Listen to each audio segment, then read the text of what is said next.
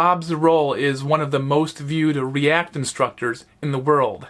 And now he's back with a brand new complete React course that will teach you modern React using patterns like functional components and hooks.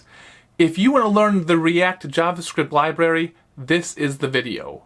Hey free code campers, welcome to my newest course on learning React. In this course, you're going to solve over 140 different coding challenges and work on 8 different projects, all of which have an associated Figma design file to guide your work. And you actually have 2 options for following along. Either by using your local machine, I actually have a few lessons that'll show you how to do that starting pretty early in this course. Or you can head over to scrimba.com where there's an interactive version of this course so that you can solve the challenges directly in your browser. It's totally up to you what you want to do. The link to the course on scrimba.com is provided below. And actually, this course is part of a larger front-end career path, which we have at Scrimba, which takes people from zero to hireable as a front-end developer. This course is module 11 in that career path, and my more advanced React course immediately follows this free React course as module 12, where I go even more in depth into React, React Router, using the context API, and so much more. If those topics sound confusing to you, don't worry at all. You don't need to take them to understand this course. Now, I always appreciate any feedback you have for me about the course, so you're welcome to reach out to me on Twitter at @BobZarol, or if you have any questions about your specific code, the best place for those is to either reach out to the Free Code Camp forums or Discord server, or you can check out Scrimba's own Discord server, which is becoming a more and more deeply integrated part of the whole scrimba.com experience. And with that, good luck and have a ton of fun learning React. Hey there, and welcome to the Learn React module. I'm super excited you're joining me for this course because by the end, you'll have built not 1, not 2, but at least 8 projects using React. There's so many of them, I don't even have time to go over each one of them in detail right now. I could barely even fit them on this slide. So why are we doing so many projects? Well, it's because I designed the curriculum for this course to be project-driven. In each of the sections, we will start with a goal project that we are working toward, and then we'll learn everything we need in order to build that project. Now, in order for that approach to actually work, I'm going to be asking a lot from you. So let's talk for just a bit on how you can get the most from this course. Just like everything in life, what you put into this course is what you will get out of it. Or as I like to say, my philosophy about learning is that the easiest way to learn something is to do it the hard way. In this course, I'm going to be asking you to do a lot of the work. For much of it, you'll have me there after each challenge to walk you through a solution, but for some of it, you won't. Either way, what I'm asking of you now is to avoid the trap of tutorial hell, where you end up passively watching me do all the work. Remember, this is not school. You're presumably here because you actually want to finish the course with the ability to write React code by yourself. School has taught a lot of us that the goal of learning is to get a good grade. In fact, I heard something really interesting that said that education is the only thing that humans try to get less out of than what they paid for. So don't let that be you in this course. If you really give it everything you've got, meaning you do all the challenges and projects, you're involved with the community, and you are an active participant in your own learning, I can promise that you'll probably finish off in a better spot than many students getting their degree in computer science. And I really don't say that lightly. Along those lines, remember that spaced learning and repetition are your best friends. Binging the course from beginning to end, even if you are doing all the assignments, is kind of like trying to run an ultra marathon without training. Your brain actually needs rest, so take breaks often. By taking this course, the goal isn't just to get to the end, it's to get to the end with some honest-to-goodness React skills. Then after you come back to this course on maybe the next day, don't be afraid to rewatch some of the past lessons and even redo some of the past challenges. Because repetition really is your best friend whenever you're trying to learn something new. So what should you already know coming into this course? Before jumping into React, you should have a solid grasp of the fundamentals of web development, namely HTML, CSS, JavaScript, and preferably a pretty solid understanding of the new syntax that was introduced back in ECMAScript 6, ES6, and above. If you're feeling at all rusty on any of these topics, you can click the logo for each one of these, which will send you to another free course here on Scrimba, where you can brush up on those skills.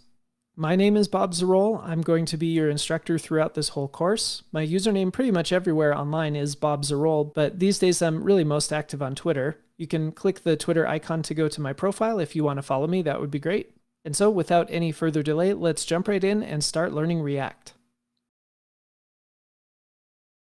In the first section of this course, we're going to be learning everything we need in order to build a basic static page using React. And I know what you might be thinking, but I already know how to make static web pages.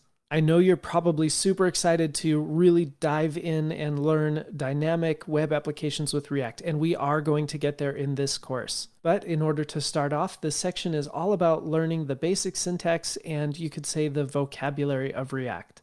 Because I found that the best approach to learning React is to first start learning how to think in React. The reason for this is because React really does kind of change the game in terms of how you build applications. Later in this section, we are going to start learning the differences between declarative and imperative programming, and you're going to find that React approaches web development in a completely different way. So the point is, we're first going to be dialing in our brains to start thinking in terms of using React to build websites by first building some static web pages, not unlike the ones that you normally would just use HTML and CSS for. So this might not seem terribly exciting right now, but I think you'll soon see that writing composable, reusable components in React can actually be a bit addicting and pretty fun. So I know that you'll find a lot of benefit in starting off with the milk before we get to the meat, or of course we have a vegetarian option as well. The content in this section will be driven forward by the goal of creating our first static web page in React. And that's the page you see here in the screenshot that has a list of fun facts about React.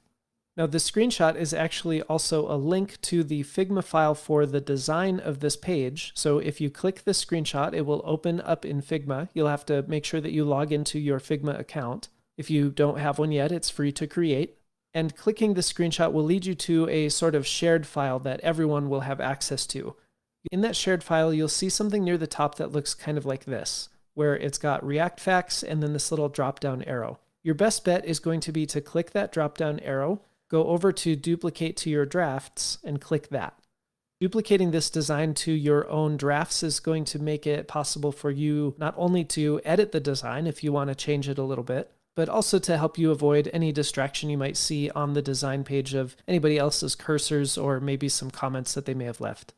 So I'll go back to this design here. Make sure to click on it now so at least the URL gets saved up in your tabs in your browser. And lastly, we're going to look at the different topics that we'll be covering in this section.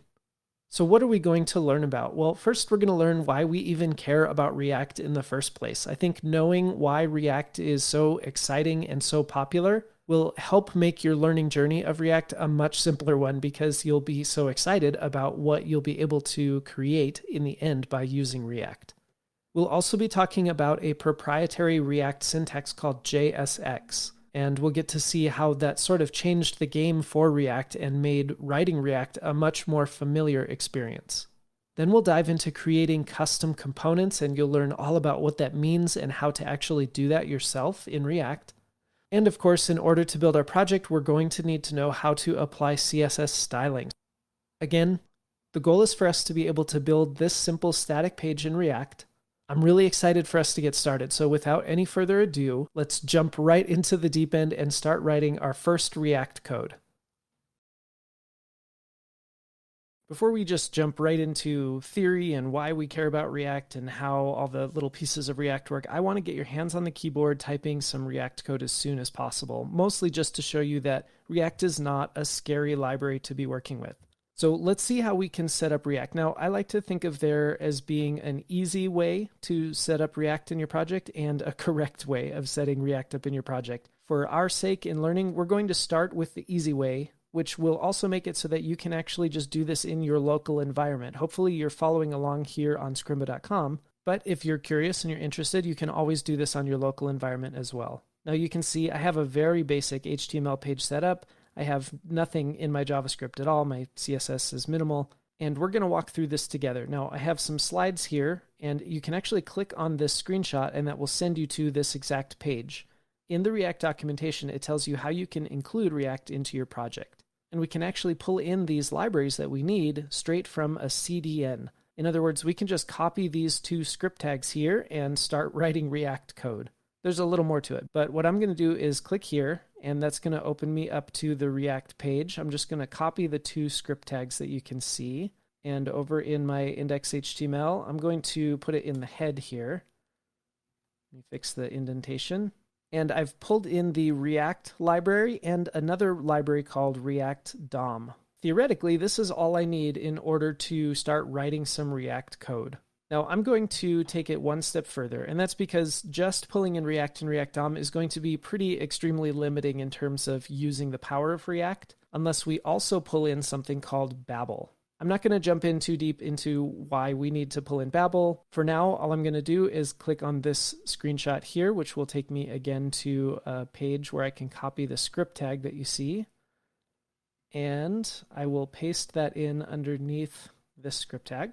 And if we look really closely below here, it says you can use any JSX. We'll cover what JSX is later in any script tag by adding type equals text/Babel. So I'm going to do that here in my script tag down here. Type equals text/Babel. And that's all the setup we really need.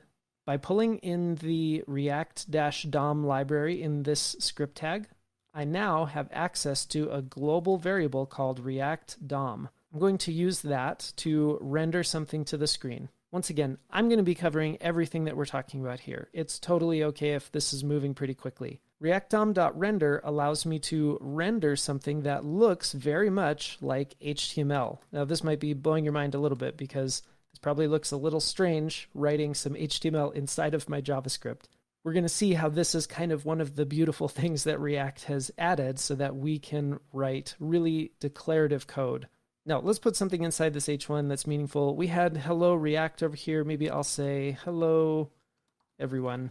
Okay, in my index.html, I'm going to get rid of this H1 so we're not confusing this H1 with what I'm seeing over here. Now, react-dom.render, the first thing is what do I want to render to the screen? The second thing is where do I want to render it? Well, let's go to our HTML, and I'm going to create a div here, just a completely empty div, and I'm going to give it an ID so that I can select it. We'll call it root, because this is going to be like the root of our entire application. I like to think of this div as a container for the entire website that we're going to build in React. And now that I have a place where I can put my H1 here, I'm going to select it with a regular DOM API document.getElementById root. And surprise, we've written some React code. I'm going to hit save. We'll see that it tells me, hello, everyone. In a single line of code, I was able to use React to insert something that looks very much like an H1. Obviously, this is a little different because we're still inside JavaScript.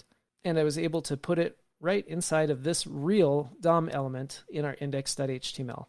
Now, I have an entire lesson that's dedicated to understanding exactly what's going on here. But in an effort to get your hands on the code, get a quick win for you to see that you can write React and it's not too scary, I'm going to give you a few seconds of silence where you can pause the screencast and study this line of code, and then I'll be erasing it and letting you type it again from scratch. In fact, let me write that down as a little challenge here. Okay, pause the screencast here, spend just a minute memorizing this line of code. Do that now.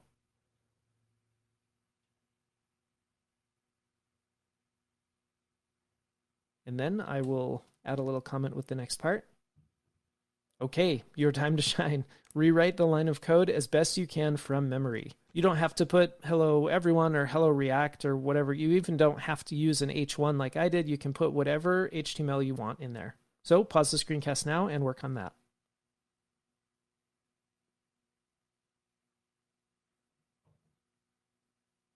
Because I pulled in that React DOM library in my CDN, I have a global variable called React DOM, and it has a render method, which allows us to render something to the screen, or kind of, in other words, place something on the screen. And I don't know, let's do a paragraph this time, just to switch it up a tiny bit. Say, hi, my name is Bob. Okay, so that's the element that I want to place inside of this div. Again, this div is a container for the actual elements that I plan on putting on the screen. And the second parameter that I need to include with React DOM.render is, you could think of it as a DOM node that I have to go select with document.getElementById, or because I can also get DOM nodes with something like query selector, that would work just as well. In this case, I'd have to put #root because that's how query selector works. It's the ID of root. Just so this isn't confusing, we'll just keep it as getElementById for now, but just so you know, either one should work just fine. So the first parameter is what do I want to place on the screen, and the second one is where should I be placing this? I imagine under the hood, what render is doing is it's taking this DOM element that we are grabbing with getElementById, and it's running something similar to .append or .appendChild to it. And what is it appending? It's appending this paragraph. We're going to see that it's a little more complicated than that, but that's a good way to kind of build a mental model for yourself as to how this is actually working. So I haven't refreshed the page yet, which is why this still says hello everyone. I'm going to hit save, which will refresh my browser, and there we go. Hi, my name is Bob. This time it's a paragraph instead of a header element, and that's awesome. We have written React in a single line of code. You might have noticed that our console is popping up with this error. You're using the in-browser Babel transformer. Be sure to pre-compile your scripts for production. A bunch of jargon here that may not totally make sense to you. And that's fine. That's a symptom of us setting up React the easy way instead of the correct way.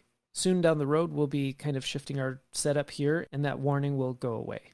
And awesome. Okay, because this is Scrimba, you can always delete this. If maybe you weren't able to memorize that, you can try deleting it, rewriting it again from scratch. Practice with it. I'm going to ask you to do that a million times throughout this course because the only way to learn React is to write React as much as you can.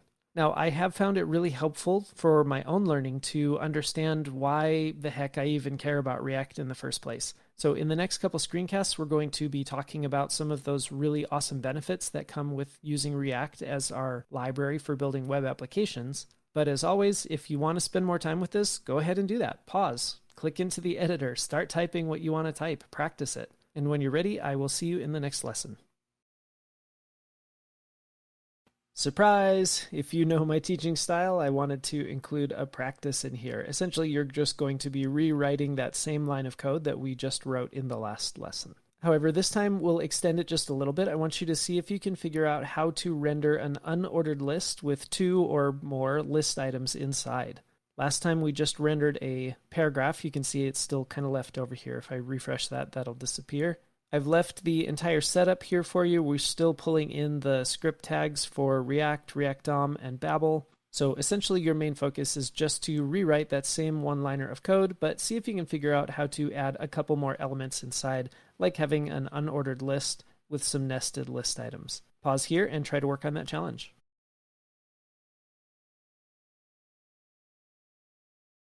Okay, pulling in the React DOM library that gives us access to a render method. Before we did a simple paragraph like this and put some code inside. However, I can put this as an unordered list and then just actually stick some list items inside of here.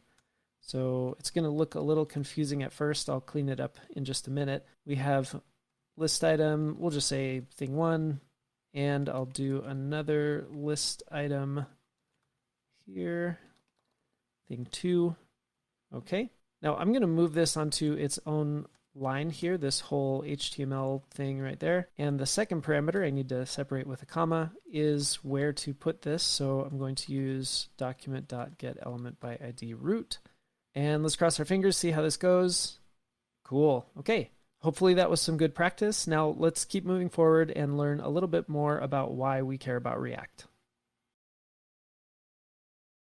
One more thing that was highly requested from the first time I recorded this React course was how can I set this up on my local environment? Everything that I'm doing will be done on Scrimba.com so that you can interact with the same code that you see me writing. However, it's also a good experience to run it locally on your own computer and get a feel for what it would be like to actually develop React on your own computer. Again, our setup here is more of the easy way than the right way, but for now what you can do is you can click the little gear icon in the lower right of your Scrimba editor, which will pop up a little menu here, and there's an option that says download as zip.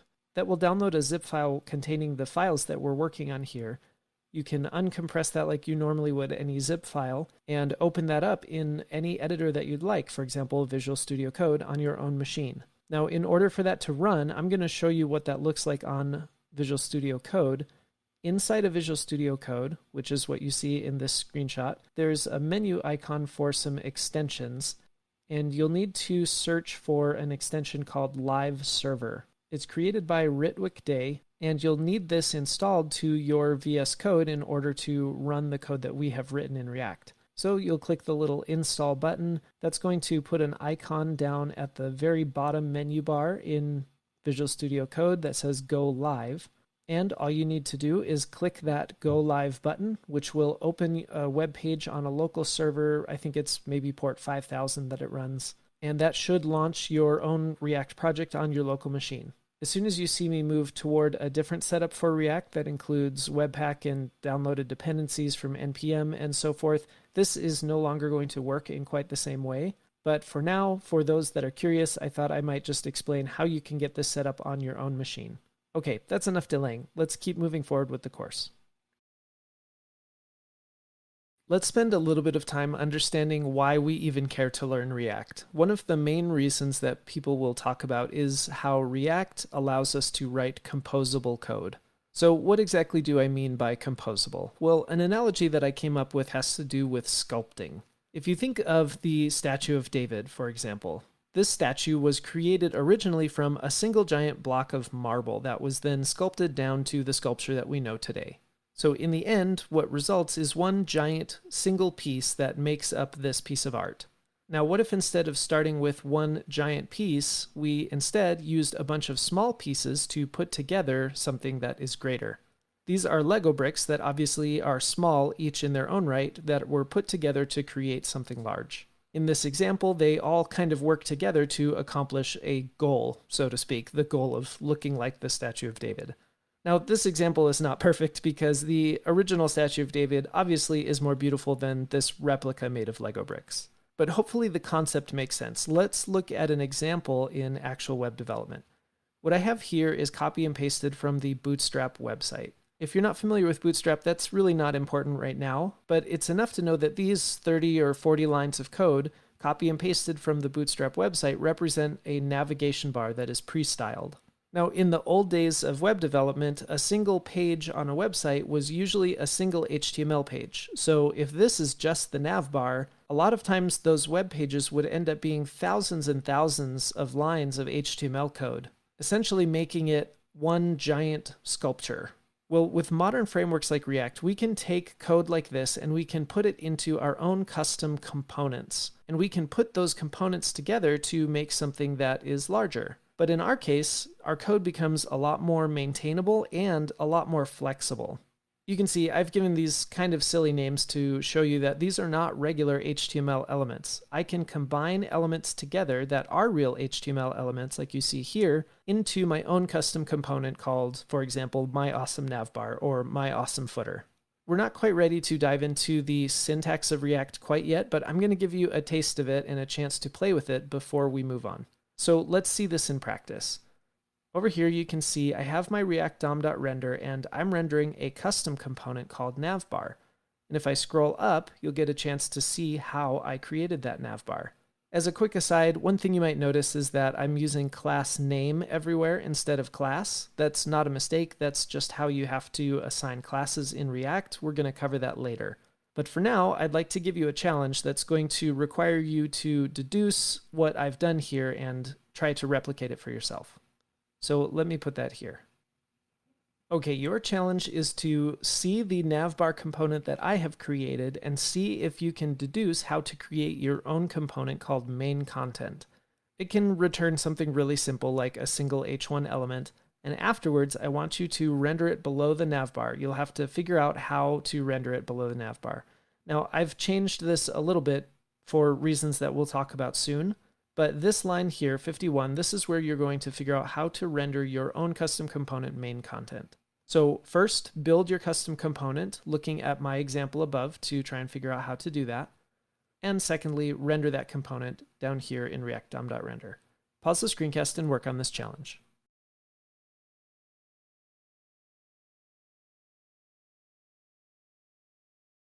Well, following the example above, we see that I created this component by creating a function. and the name of the function is the name of my component. So I will open up that function and return the content that I want to show up on my page. Above, I created a set of parentheses because I have many elements that I'm trying to return. I'll just do that just to keep things consistent for now. We'll create our H1 that says I'm learning React. And secondly, I can take my main content and I can render it by making it look kind of like an HTML element. In this case, it's a self-closing one, so I have main content as a single tag here, and if I hit save, we'll see that my H1 actually showed up on my page. And that's the concept of composability. It goes quite a bit deeper than this. We're going to see how we can make our components much more composable and reusable, but for now, let's move on to another reason why people really love React, and we'll cover that in the next lesson.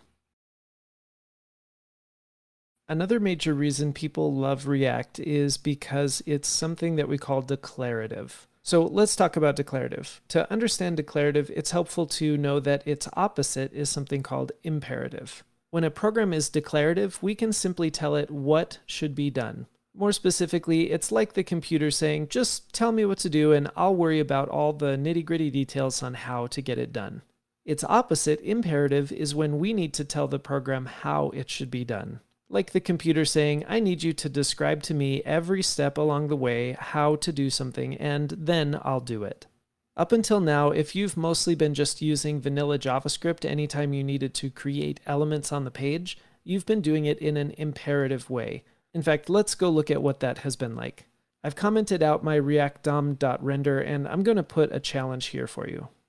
Okay, your challenge is to recreate this above line of code where we are rendering something to the screen using vanilla JavaScript by creating and appending an H1 to our div with the ID of root. We have our div ID of root. You'll need to select it and then append a new element. And I give you the step-by-step instructions right here. One little caveat is I don't want you using inner HTML because that kind of breaks the analogy down a little bit. Generally speaking, this is actually just a good way to practice the vanilla JavaScript that you have been learning so far, so it's always good to give it some practice. I'll give you a couple lines here, pause the screencast, and work on this challenge.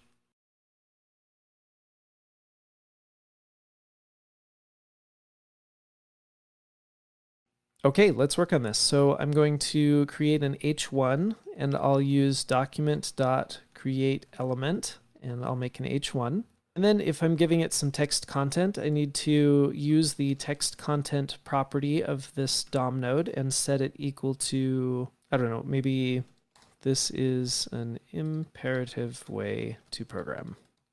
Then I need to give it a class name, so I'll use the class name property here and set it equal to, I think we said header.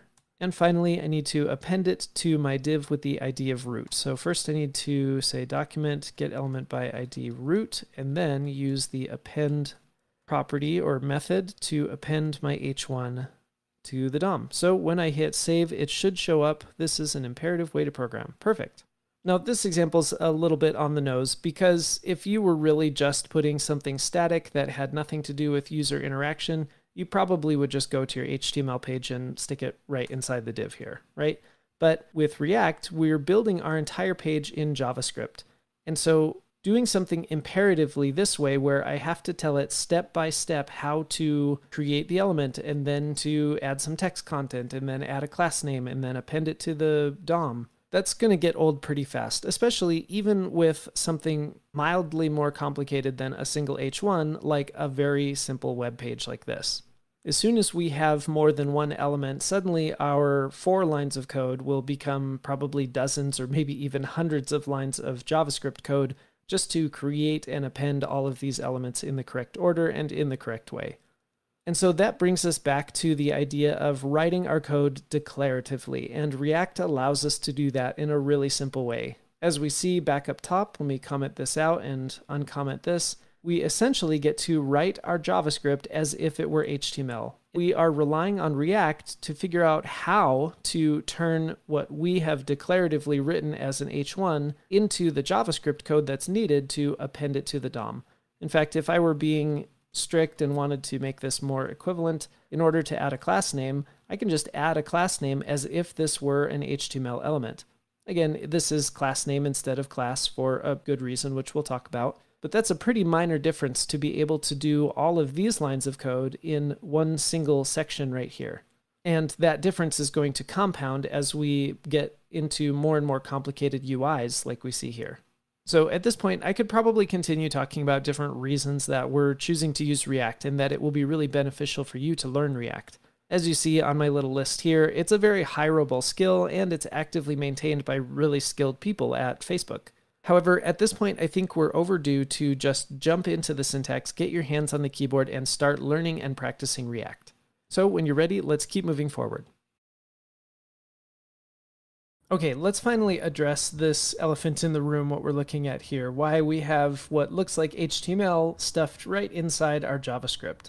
Well, fairly early on in the days of React, the React team created a syntax that's called JSX. JSX stands for JavaScript XML, but that's not terribly important for you to memorize. What's most important is to think of it as sort of a flavor of JavaScript that looks a lot like HTML. And with the introduction of JSX into React, it really made it so that React was very declarative instead of imperative.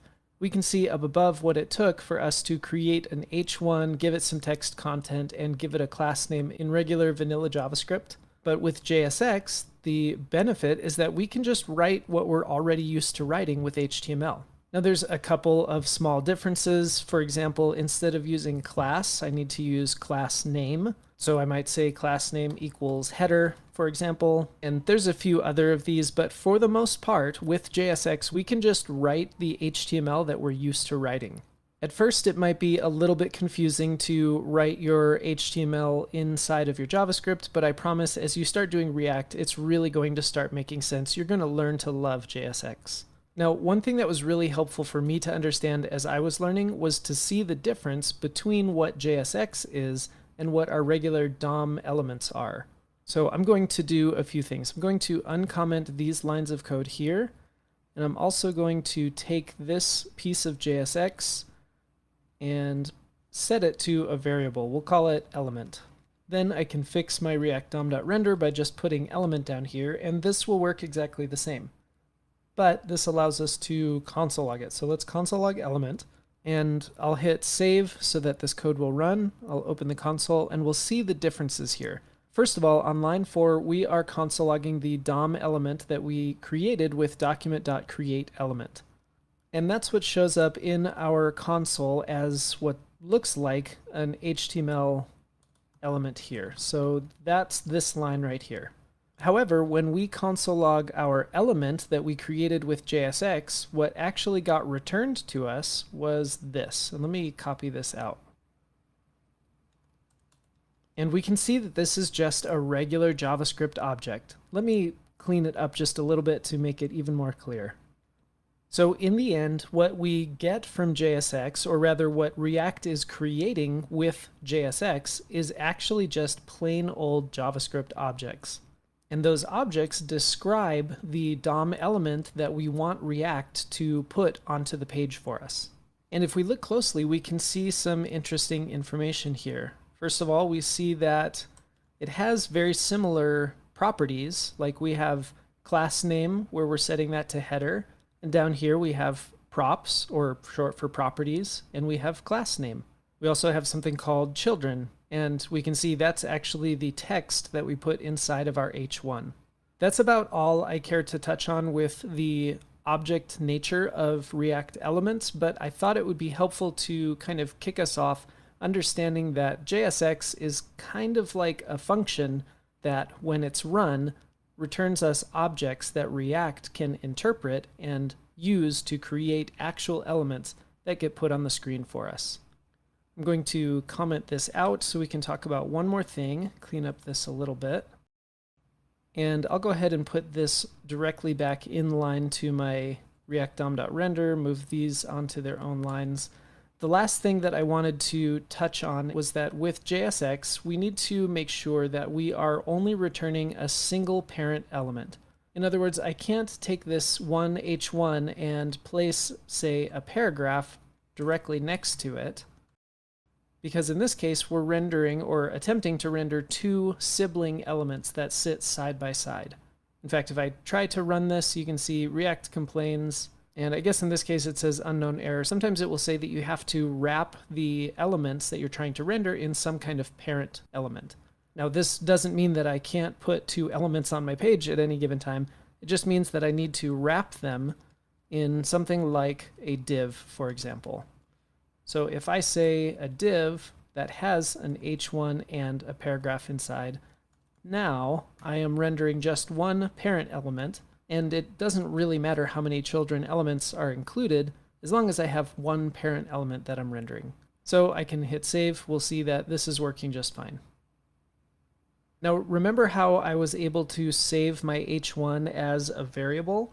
Well, I can actually save a whole collection of JSX, for example, this div with the h1 and the paragraph, as a variable. So let's say const page equals, and then I can paste in my elements here. Now, to me, this looks a little bit crazy. So normally what I like to do is move my elements, my JSX, onto their own lines as if this were HTML. But in that case, I need to go ahead and wrap everything in parentheses. Now, take a second and think, how is it that I can then fix what I have down here? We can see we have a syntax error. How can I fix this so that when I refresh the page, this is still working? Pause here and see if you can figure out how to make this work again.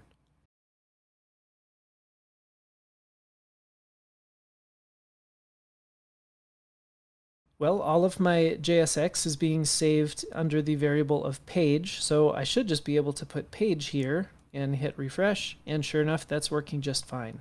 Hopefully some of you were kind of curious to see what this looks like as a JavaScript object. If we console log page, we can see that essentially we got what we had last time, but this time it's a little more involved. Specifically, in the children property of our div, we see that there's other React elements in there.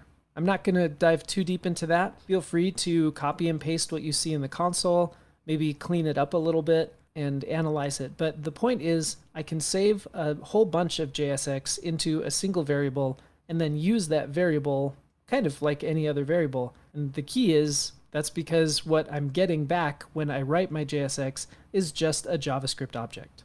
Okay, I'm going to clean this page up a little bit. And I'm going to comment out our page because I'm going to give you a challenge. Okay, I left our example of const page up here just for reference, but I did delete our code that we had at the bottom, which actually enabled us to put something on the screen. And that's because I want you to practice it again. So your challenge is to create a navigation bar using JSX. I've given you some instructions here on what the content should actually be. And as I mentioned at the very end, don't worry about styling yet. We're going to cover styling soon, but for now, what you're going to have is just going to look like plain HTML that's unstyled. So pause the screencast here and see if you can complete this challenge.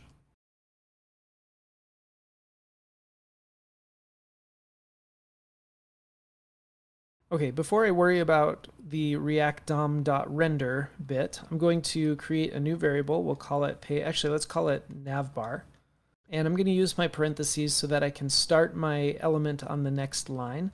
And like I mentioned, we want to use the semantic nav element. And inside of there, I'm going to have an h1. Let's call it Bob's Bistro. Maybe this is a restaurant. Okay. And then we have an unordered list.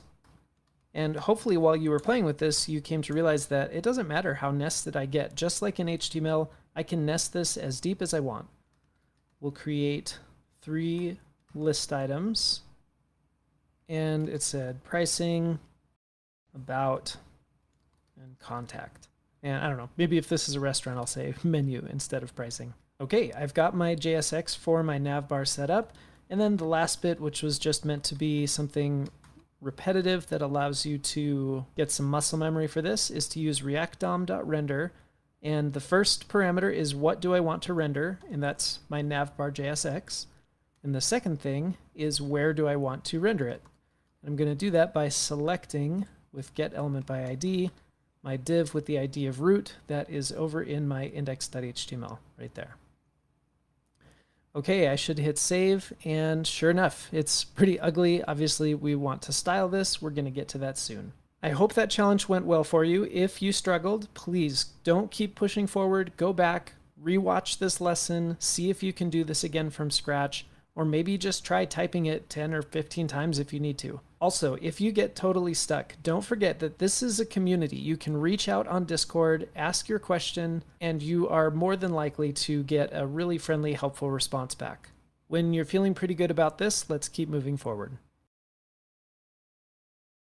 Okay, at this point, it's probably time for us to switch away from the easy way of getting React set up in our project to the more correct way. Now, inside of Scrimba, that means something different than it means inside of your own local environment. Scrimba has kind of some magic that's happening under the hood that's helping React just kind of work in our project. So I'm going to show you a couple steps for how I do this in Scrimba. You won't really have to worry too much about that because even when you're creating your own new scrim in Scrimba, it'll just ask you what type of scrim you want, and you'll just tell it that it's a React scrim and it'll set everything up for you. So what I need to do is in my index.html, I'm actually going to remove all of my unpackage.com CDNs here. So I can get rid of these 3 lines. And I don't need this type text Babel anymore because I'm not pulling in Babel. And instead, over here on the left, I'm going to add the dependencies that I need. And I need React, and I need React-DOM. If you're a little bit more familiar with developing in JavaScript, you might recognize that these dependencies are similar to having a package.json where you install these packages through npm. If pretty much everything I just said doesn't make sense, don't worry about it at all. I am going to talk about different options for local setup later. If you absolutely need to follow along in your local environment instead of here on scrimba.com, you can continue to use the CDN way that we were just using like this. But otherwise, I just recommend doing things here inside of Scrimba. Our main focus is not going to be how to set up React, but rather how to write React. So I will take those back out. And now that I have taken those CDNs out, it means that I no longer have global variables added to my window like React DOM. So if I try to save this, we're going to see I have an unexpected token angle bracket.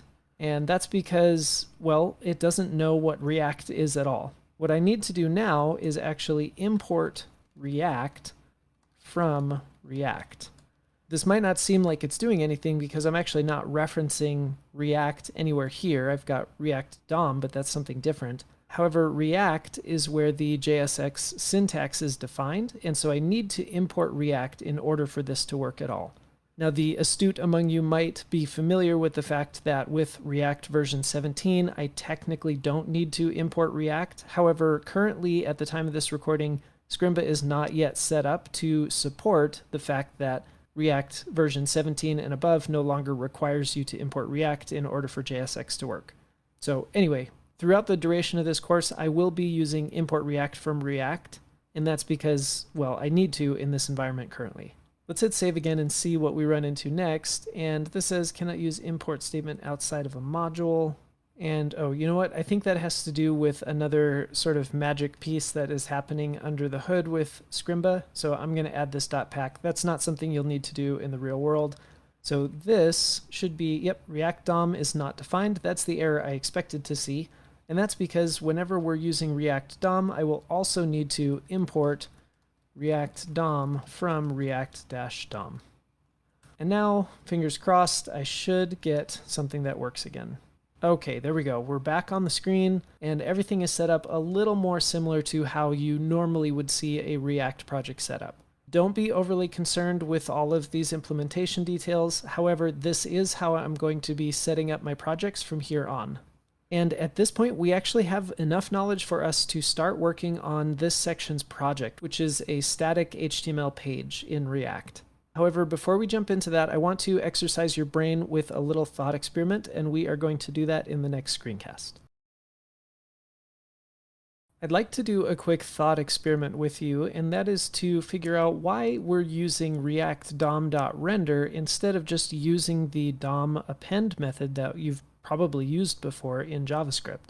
I've written the first line for you, and that's to import React from React. That will just allow you to write some JSX. Your challenge, as you can see in this little 4-step process here, is to create just a really simple sample page in JSX. It has to be greater than or equal to 4 elements, just to get your fingers working a little bit. And I want you to save that JSX to a variable. Remember that that variable needs to be one parent element with some children elements nested inside of it. In other words, we can't just have 2 sibling elements saved in a variable in JSX. Then I want you to select the div with the ID of root using whatever selector you want to use, and then use .append to append your JSX. If you need to do a quick Google search for how to use .append, that's totally fine. And then before you run your code, I want you to see if you can guess what's going to show up in the browser before you run the code, and then run your code and see if you can explain what does show up in the browser. Pause here and play around with this a bit.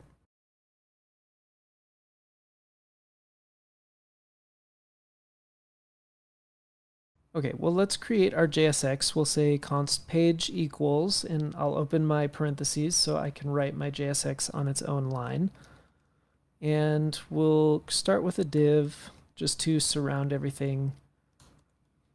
And I don't know, let's say I'm making a page about why I love React. We'll say this is my awesome website in React. And then maybe an H3 that says, here are the reasons I love React. And we'll use an ordered list. It's not terribly important what you actually put in here. I'll just use some of the reasons that I've been talking about. It's composable, it's declarative, it's a very hireable skill to have. Let's see, I need to get rid of this. And it's very actively maintained by some very skilled people. Again, the JSX you chose to put in here is not terribly important. So we'll use document.getElementById root and then use the DOM nodes append method to append our page, and we'll see what shows up here. Now, of course, I know what's going to show up, so I'm just going to run the code, and we see that we get object object. This object object is sort of a string representation of a regular JavaScript object. Something I can do to actually make that object appear is to stringify it using JSON. So I can actually say json.stringify, and we will stringify that object so that it puts JSON on the page. I'll hit save, and look at that. We get a JavaScript object. Now, step 4, see if you can explain why this actually shows up in the browser. Well, kind of the whole purpose of this thought experiment was to remind you that JSX returns plain JavaScript objects. At this point in time, it has nothing to do with the DOM. It's not recognized by the browser as anything important dealing with the DOM. It's only when we try to render it using React DOM.render that React can take these JavaScript objects and actually turn them into real DOM elements that the browser can interpret as things like first level headers or ordered lists. So let's go ahead for the sake of practice and fix this. I'm going to update our challenge here.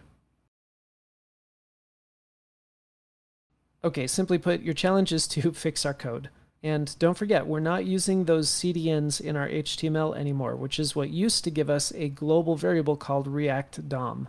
So you'll have to see if you can remember how we get access to React DOM. Pause the screencast here and try to fix our code.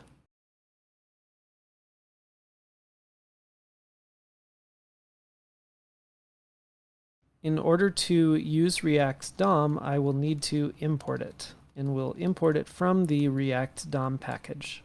Then instead of selecting my div with the ID of root, actually I'm going to need that anyway, so I will leave that code there. I'll say react dom.render. The thing I want to render is my page, so we'll put page, and the where I want to render it is inside of that div with the ID of root. I'm going to comment this out so it doesn't break it. We'll hit save, and there we go. Awesome.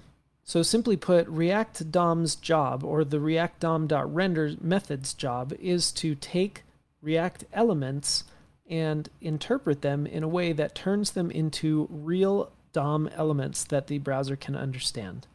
Okay, with that understanding, it's only a small jump to work on our section project, which is to build a static page in React. We're going to start the first steps of that in the next screencast. Okay, we're finally at our first challenge. I'm really excited to start working on this. I've included a Google slide of what you're aiming for with this challenge. Notice there's really no styling being applied here at all. It's just bare HTML. So if we go look at the challenge, essentially you are starting completely from scratch, and your job is to build the HTML for our section project as you see it here. We'll be adding just a little bit of styling to it later after we learn how to do that. And I've included a couple hints here. For simplicity, I've imported the React logo file directly into our file explorer here, which means that you can reference it in your image element that you create with source equals and then using a /react-logo.png.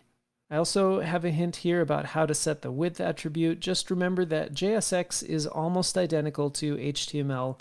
And in fact, for what you're working on here, you really shouldn't see any difference between the JSX that you'll write and what you would normally write in HTML. Don't forget that we are no longer using our CDNs, so you'll have to remember how to bring in React, React DOM, and so forth. That's all the hints I'm going to give you, so pause the screencast here and work on this challenge.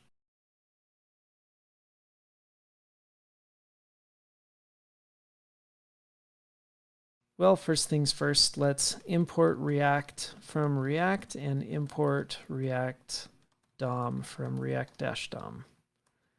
We can't really do anything until we've done that.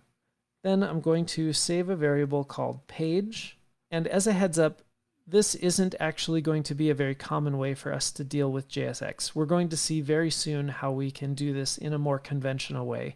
For the sake of learning, though, I think this is a good way for us to start. Just to do a bit of a sanity check, I'm going to just throw an H1 in here. It says testing, and then do my last step, which is react-dom.render. And we want to render our page. And we want to put it at the div with the ID of root. Let's see if that's working. Okay, cool. We have testing showing up. That means that everything else is set up correctly. Okay, so let's start building our page here. I'm going to surround everything in a div just because I can only have one element here, rather one parent element here instead of any sibling elements. And the first thing I'll put in is an image. And just like in HTML, I can provide an image source. And like I mentioned up in the hints, I'm going to have react-logo.png. The / just means look in the same folder for a file called react-logo.png.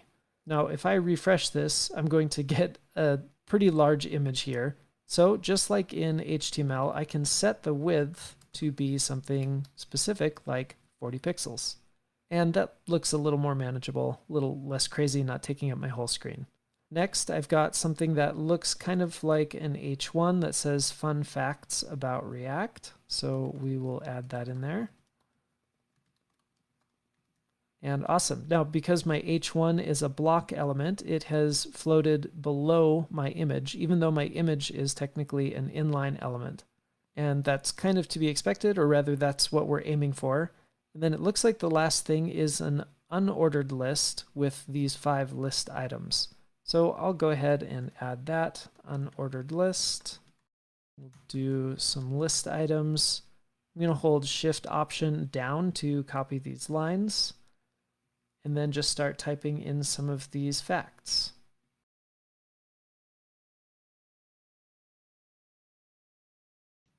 Okay, and yeah, these are some pretty interesting facts about React. I'll hit save. And awesome. It looks like we essentially got to where we wanted to get to with our goal here. I'll go ahead and clean up some of my comments up here from the challenge. And great work. Hopefully you were able to follow along with that.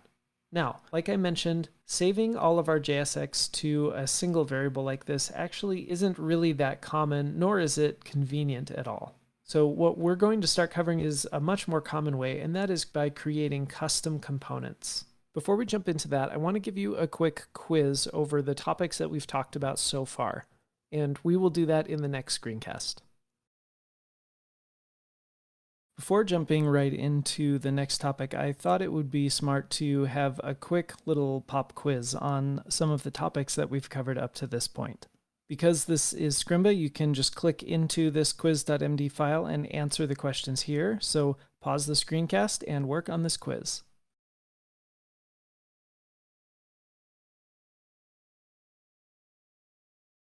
Why do we need to import React from React in our files? Well, it's because the JSX syntax is defined in React. And if we were to remove React, we would see that it's telling us React is not defined.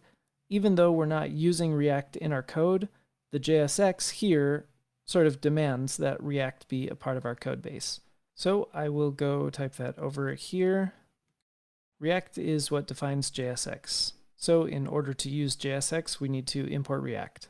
If I were to console log the page in our index.js file, what would show up? Hopefully you actually attempted to answer this question before just going ahead and console logging it.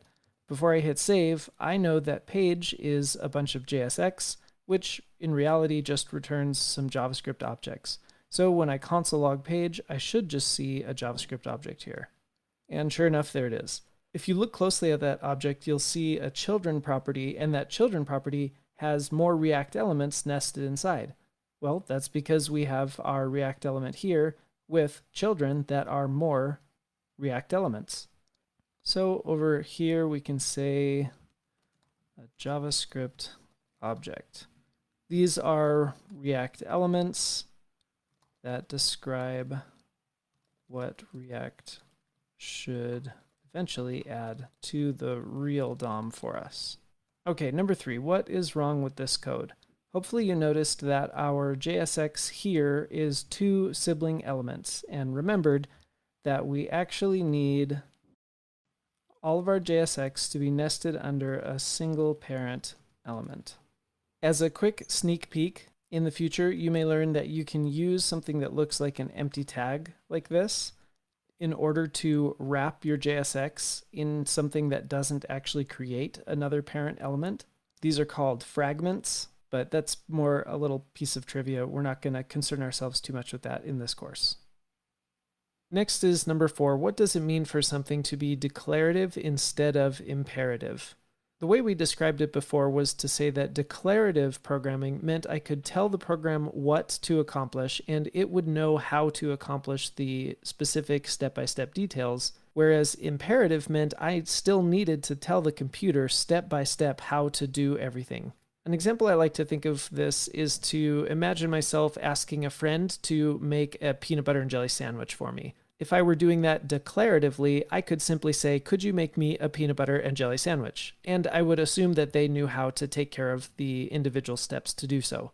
If I were being imperative, on the other hand, I would have to tell them to grab a slice of bread with their fingers and place that slice of bread gently on a plate, then to grab a knife from the drawer and to put the knife into a jar of peanut butter, and so forth. There certainly are times when something imperative is warranted. However, generally speaking, writing code declaratively is a much better developer experience and honestly usually leads to fewer bugs in the end.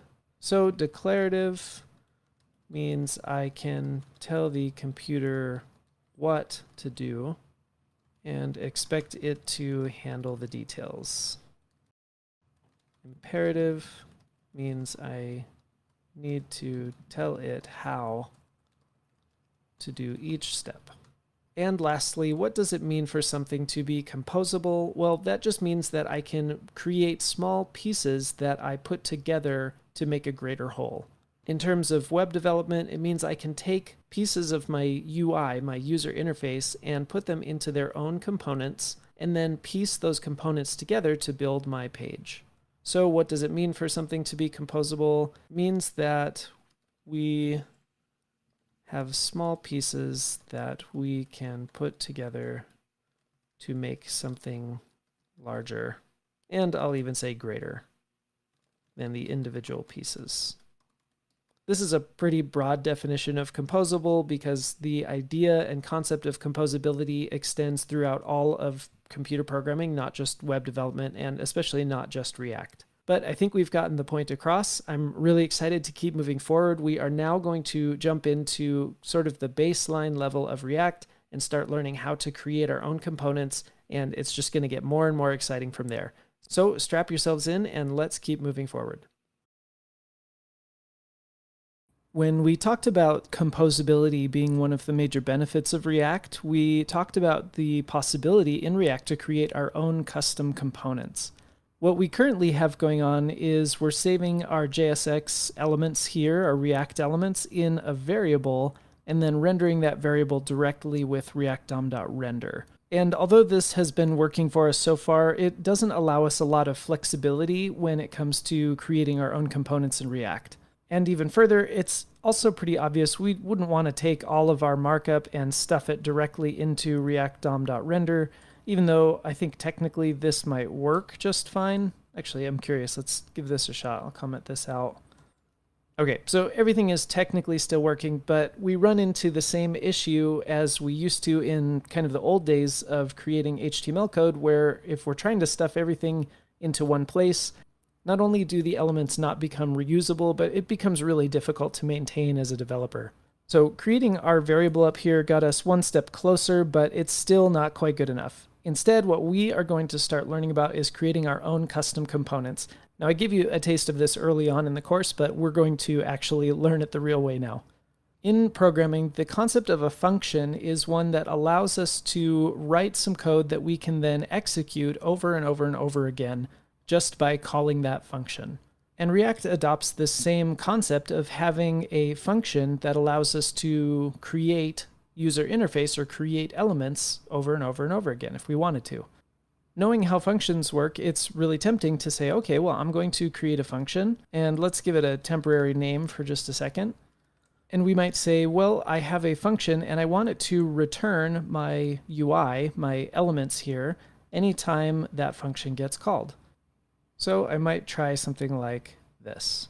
Let me get rid of page here, and then instead of page, we might say, well, let's call our temporary name function, and that is going to return the React elements that we asked it to, and therefore we have a function that we can reuse. Well, let's see what happens. Look at that, it actually worked. And what we have here is basically 90% of the way into creating our own custom components. A function like this that returns React elements is considered in React a component. However, there's a couple of conventions that we need to follow for everything to work correctly all the time. The first one is we need to use Pascal case instead of camel case for our component names. All that means is I need to capitalize the first letter of my component. And secondly, instead of calling this function with parentheses like we might be used to, we actually need to wrap it in angle brackets similar to an HTML element. And I still need to change this to a capital letter there. And that's the only changes we need to make from a regular JavaScript function that you have probably written hundreds of by now, and a React component that uses the same concept of functions to create reusable user interface pieces. You'll see if I hit save, everything is still working as we would expect. Okay, maybe you can feel it. It's time for a practice. I'm actually going to erase everything because you are going to write everything again from scratch. First, I'll write out the challenge for you. Okay, I've erased our code and saved it so that our page went away. This challenge is going to be given to you in two parts. The first part is to create an ordered list that enumerates the reasons why you're excited to be learning React. Don't spend too much time trying to come up with a huge list. Just put a few things in an ordered list. And then I want you to render your list to the page. This is going to require you to remember all of the steps that we've learned so far on the basics of setting up a React app. So pause the screencast and work on part 1 of this challenge.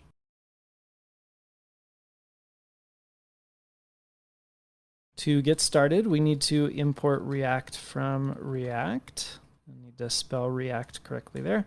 And we'll import React DOM from React-DOM. We'll go ahead and use React DOM to render. Let's start with just some inline JSX here. We'll say it's working. And I need to select my root element as the place to put this H1. Hit save as a sanity check and we know it's working. Awesome. Now the meat. We are going to create our own custom page component by using a function called page, using a capital letter to begin. And this function is simply going to return some UI, or in other words, some JSX that we can put in the page.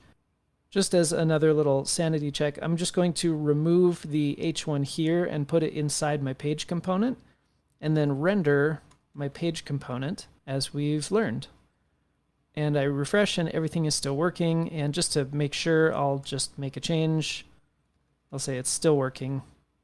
Okay, so now the next part. We are going to turn this into an an ordered list, and we'll just put a few list items in here. And let's see, these are reasons that we're excited to be learning React. Maybe for one, it's a popular library, so I'll be able to fit in with the cool kids. This probably has a pretty loose definition for what the cool kids are, but that's okay. Okay, we'll put a second item here. And just so you can see everything, I'm going to move this onto its own line there. We'll say I'm more likely to get a job as a developer if I know React. And hopefully you have some other good reasons. I'm going to leave it at that for now, just for the sake of learning. I'll go ahead and refresh, and there we go. We've got our two pretty ugly, unstyled elements that we have on the page, but it seems to be working. Okay, nice work on part 1 of the challenge. In part 2 of the challenge, which will be in the next screencast, we're going to add a little bit more to our simple page here. However, before moving on, if any part of this was still confusing for you, I really encourage you to go back, try to rewatch some of these videos. You could even start from the beginning. Maybe you'll have some additional context that will help in your understanding. And as always, reach out to the Scrimba community on Discord. If you have any questions, people are always happy to answer. But don't just plow forward if you're still feeling confused. Do some research, rewatch some of the videos, make sure you're doing all of the challenges, and then when you're ready, let's go forward and we'll work on part 2. The next part of our challenge is to add some more elements to our page here. First, I want you to add a header element with a nested nav element inside, and then inside the nav, you'll have a nested image element with the source that I've mentioned here, and some other notes that you should read through. I also want you to add an H1 element that will go below the header element, but above the ordered list. And at the very bottom, underneath the ordered list, I want you to add a footer element with some text that I have here. Make sure to read through the whole challenge there so you get a better idea of what you need to be working on. And as always, pause the screencast here and work on this challenge.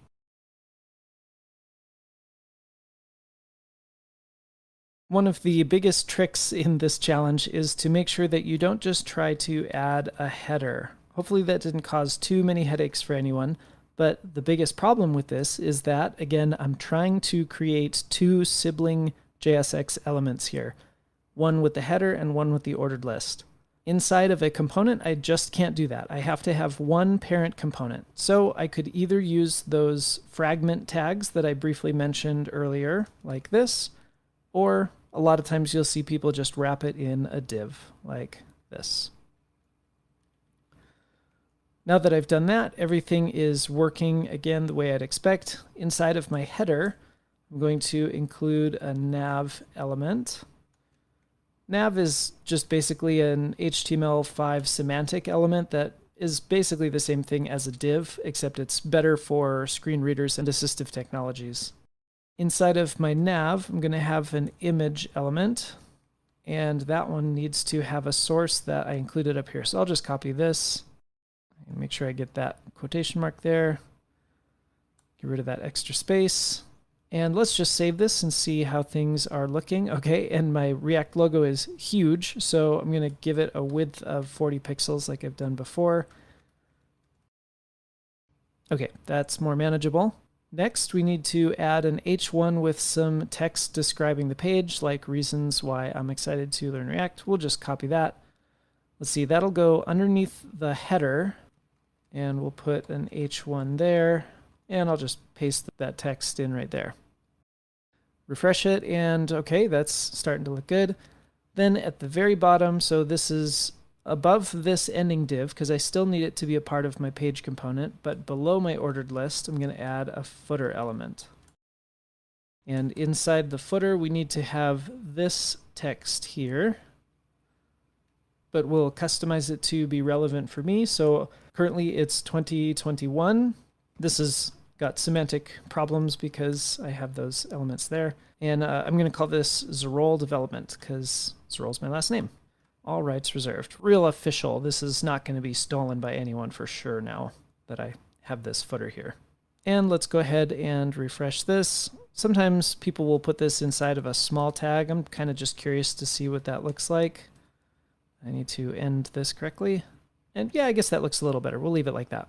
Okay, nice work. Now, some of you may have been wondering, well, why am I just building everything as this monolithic page component? I thought the whole reason that we were creating our own custom components is because then I can compose them together instead of just shoving everything into this one component. And you would be right. So in the next lesson, we are going to learn how to compose these elements together, learning the concept of parent and child components and so forth. Before we do that, though, I want to make sure that you've been awake and that you're following along. We're going to have a quick quiz. So that is coming up next. Okay, it's quiz time again. Read through the questions in the quiz, actually click into the editor, type down your answers. And if you find yourself not knowing the answer to one of these, don't just kind of plow ahead, but instead actually do some research. See if you can figure out on your own with Google and whatever other resources you have available to you what the answer to the quiz question is before just moving on. So pause now, answer the questions to the quiz, and then we'll go through them together.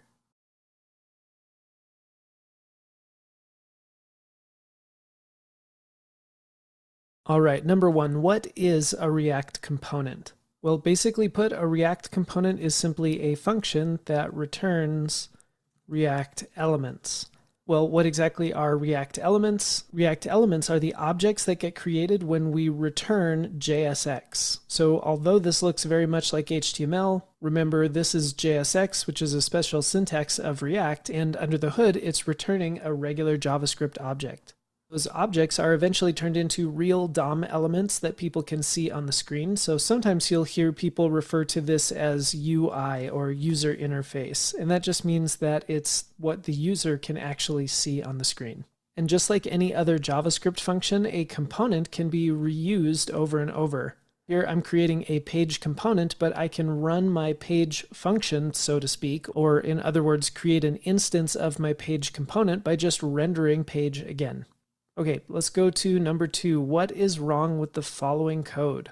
It's a really small difference, but it's an important one. Any components that you create need to begin with a capital letter. This is called Pascal case, where it's essentially camel case, but where the first letter is also capitalized. Basically, anytime you might want to have, I guess you could say, different words in your component name, like my component, all you do is capitalize the first letter of the next word. This would, of course, be instead of putting some kind of space in between there, like in a regular sentence. And then finally, what's wrong with the code in number three? Hopefully this one wasn't too difficult to find, but if you look way down here, instead of calling our function like you might normally be used to by adding parentheses at the end, with function components in React, you instead surround these with the angle brackets as if it were a regular HTML tag. And in React, this is the correct way to, I guess you could say, call your component or create an instance of your component. Okay, short and sweet. Nice job on that quiz. Hopefully you were able to follow along. Next, we're going to move forward and see how we can do a better job of composing our components together. As we've mentioned, it's not ideal to be taking our entire markup and stuffing it into one component like we're doing here. So let's learn through practice the concept of creating a parent and child component. We're going to start this off by having you do a mini challenge. So let me type out that challenge here. Okay, your little mini challenge is to take the header element from our page and to put it into its own component that's called header. Technically speaking, I'm not necessarily asking you to then render the header inside the page, but if you want a little extra credit challenge, you can render that header component that you just made inside of the page here. Pause now and work on this mini challenge.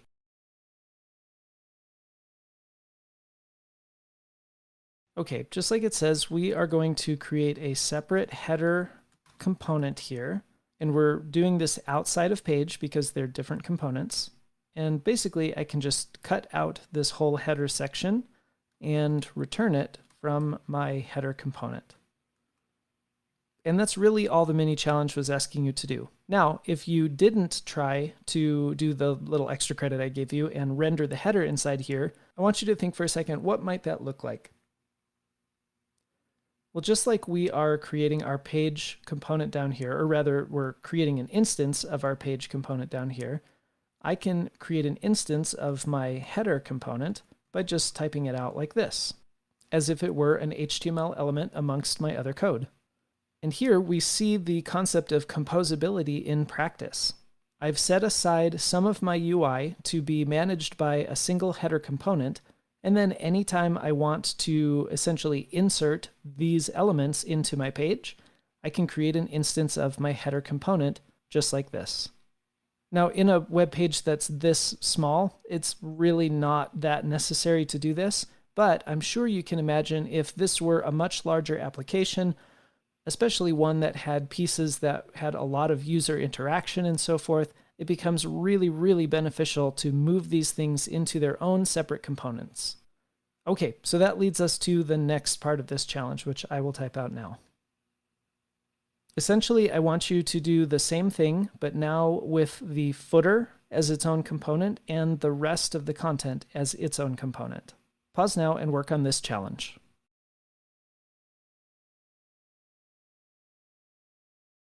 Okay, just like before, we'll create a new footer function or component here, and it's going to return the footer content. I'll just cut that out of there, put it right here, and down here in its place, we will render the footer component.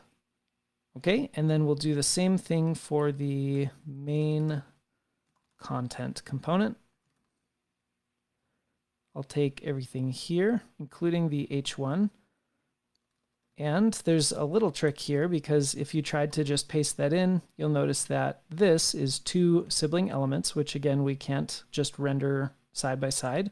We need a parent element to surround them. So I will put this div down there, indent there, and we will render an instance of our main content component. Now, I should be able to refresh the page and essentially have the exact same thing. Of course, now that I've wrapped this in a div, very technically speaking, these elements are now children of the div, and the div exists right here on this level.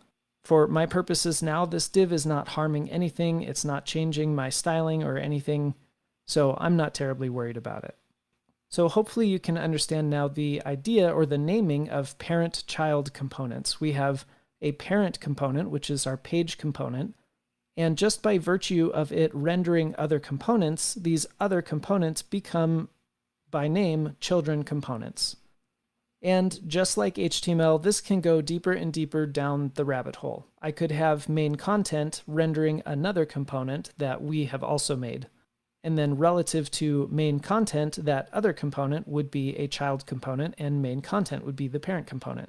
This really is no different than in our HTML, how you can have different levels of parent, child, and even grandchild, or whatever you want to call it. Nice work on this challenge. You can see that we are now composing our page together of other components. Now, we're pretty overdue in learning the ability to add some styling to our page, so that's what we're going to work on next.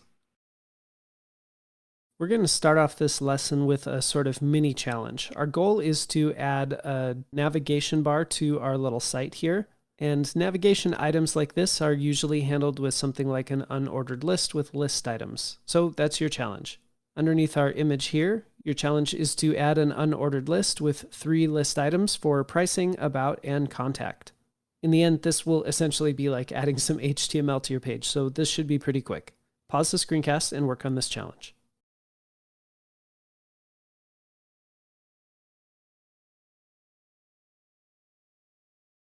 Simply enough, we can add an unordered list with our 3 list items for pricing, about, and contact. Let's hit save and see where we are. Okay, pretty ugly, but we're going to style this now. Fortunately, styling something in React is as simple as adding classes, just like you would in regular HTML. The only difference you need to know about is that instead of using class equals, we're going to use class name equals. And that's because under the hood, if you remember, React is taking these JSX elements and turning them into native DOM elements. And just like when we were creating things in vanilla JavaScript, we would say something like const unordered list equals document.createElement with unordered list as the type. And then we would say ul.className equals something if we wanted to set the class name. So in the end, that's why we're using class name instead of class in React. And so I will set the class name here to maybe nav-items.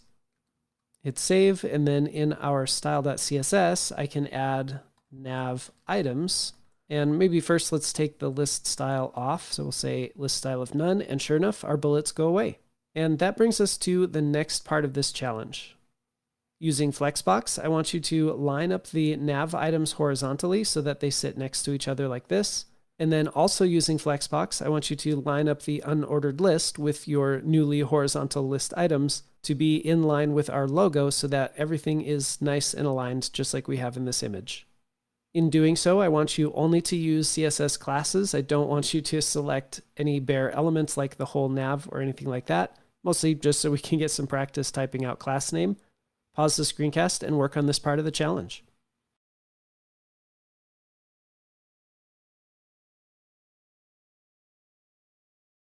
Well, let's piggyback off our nav items class, which we already have. I should just be able to change the display to flex, and sure enough, that gives me all of my items in a row. Now let's put our list item in line with our logo image here, and then we'll worry about some spacing between these items. Back in my code, I'm going to probably give my nav a class name of nav.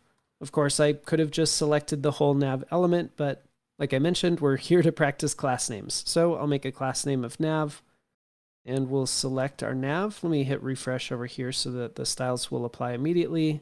And I'll give this a display of flex. Awesome. Our elements are in a line. Now, because my nav only has two elements, the image as the first element and the unordered list as the second element, I guess I should say two direct children, I can just use justify content space between to push that pricing about and contact items to the far right. It also looks like our logo got a bit stretched. That just kind of happens in Flex containers. So I'll say align items center, and that should fix my aspect ratios of the image. And then I'll go ahead and add a little bit of space between my list items there. I know I mentioned using classes, but in the case of list items, I usually prefer to select the unordered list by its class, and then just select all the list items. That way I don't have to go in and add a class name to every single one of my list items. Let's just give those a padding of maybe 10 pixels. Okay, that's looking pretty good. Now, my image is looking a little bit small to me. I want to make it bigger, but oh yeah, we added this width attribute. But now that we know how to style with classes, let's have sort of an impromptu third part of this challenge. Okay, your task is to change the image styling to happen in the CSS instead of right here in line. And of course, for practice, let's add a new class to the image just so you can style it that way. Pause the screencast and work on this part of the challenge.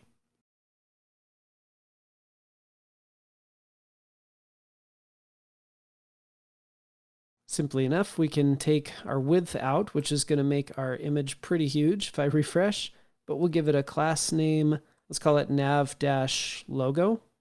And then we will select our nav logo, and let's give it our width of 40 pixels again.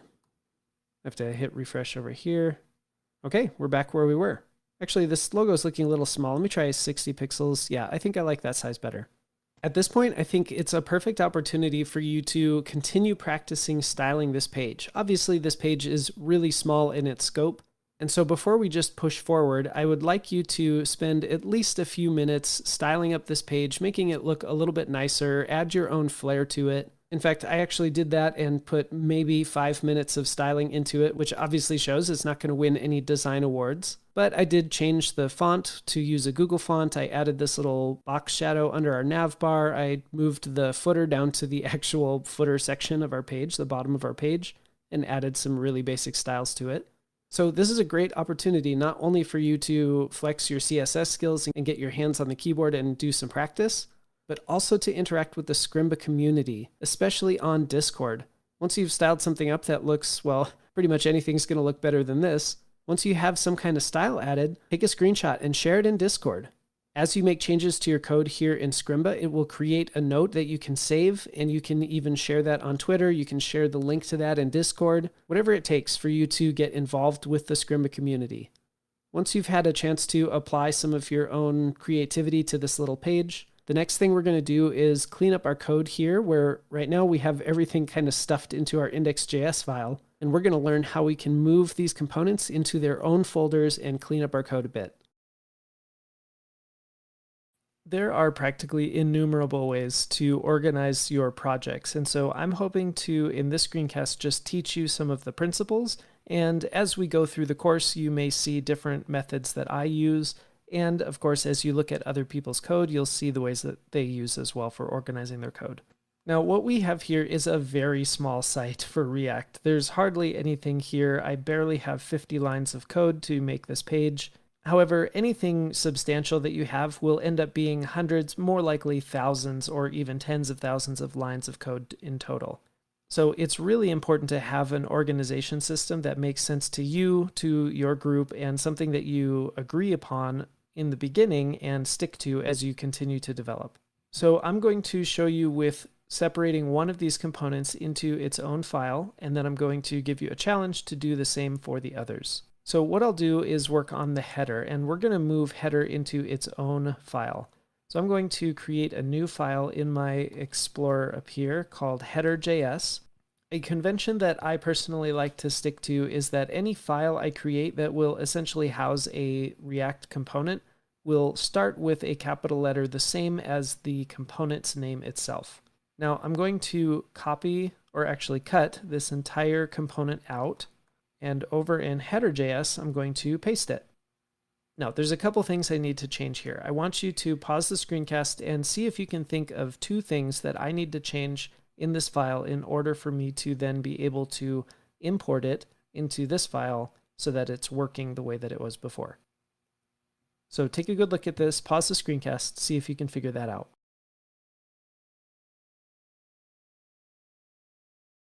Well, remember, in order for the program to make any sense of JSX, I always need to import React from React. Even though we're not explicitly using capital REACT anywhere here in my code, for JSX to work, I will need to import React from React. Again, this is something that has recently changed. If you're working in an environment that is actively using the updated React 17, then you may not have to do this. The other thing is currently this component is completely stuck inside of this file. I'm not sending it outside of this file anywhere. And so I need to export it. And oftentimes, if this is the only component that I'll have, I choose to export default the component. So I'll say export default header. Alternatively, I could save myself a little bit of lines of code here and just put export default function header right up at the top, and then I don't have to create a separate line down here that does it separately. Personally, I kind of oscillate between these two, so you can just choose whichever one you think you prefer the most and stick with that convention. If you're feeling a little bit rusty on export, import, export default, and so forth, you may want to spend some time researching import and export in ES6, because we will be using it quite a bit in this React course. Now that I have exported my header component, it means that over in my index.js, I can import it, and I'll say import header from, and then I have to use ./H header. And I could say .js, but that's the default extension for imports, so I don't need to specify .js. In this case, ./ is a way to indicate that I'm talking about a file in my own project here, not a package that's in my dependencies like React and React DOM. And I have to make sure that I spell this the exact same as my file name, not necessarily the name of the component. I could have chosen to call this head like that, and I still would have to say import header from /header. Or in this case, I could say import whatever because I'm doing an export default. If that's confusing, don't worry too much about it. I prefer to keep the names all the same so that I don't run into any confusion there. Okay, I'll put an extra line here. What's nice about this is now my code is sort of sequestered into the header.js file, which means that if I want to change the header, I can logically come to my header.js file to make changes to my header. And I don't need to change how it's rendered down here because when I import it, I'm importing everything that I have in my header.js file, just like it was when it was declared here in the index.js file. Okay, let's get some practice. Let me type out your challenge. Simple enough. Just move the footer component and the main content component into their own files. And then, of course, do what you need to do to make it so that our site doesn't break down. Pause the screencast and work on this challenge.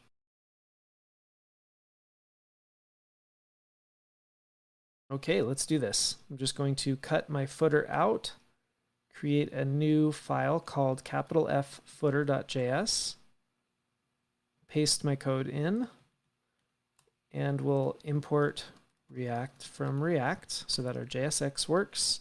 And then I'll export default my footer function, my footer component, and make sure that I import it here. Say import footer from footer. And just by importing it, now my footer should just be working the same way as it was. I'll hit refresh and everything is working. Awesome. We'll do the same thing for main content. And I can clean up some of these extra lines. Create a new component or file called main content.js. Paste it in. Export default. Import React from React. And of course, we haven't yet imported it, so we will import it. Main content. Hit save, and we're back up and running. Can remove this challenge, and all of a sudden, we're down to 17 lines of code. We're importing these components from other files, and that way we have a much better organization on our app here. Again, like I said, there's a million different ways to organize your code. It's also not uncommon for people to even take this component that's sort of organizing our other components and put it in its own file. A lot of times, instead of calling it page, they'll call it app. That's actually the convention I tend to use. So maybe I'll go ahead and just change this to app while I'm at it.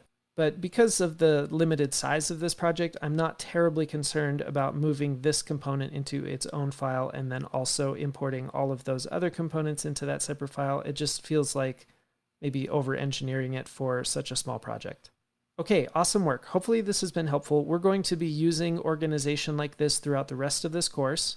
So again, if you're feeling confused about how we're exporting things or importing them, then you may want to spend some time researching export and import in ES6 just to become a little more familiar with it.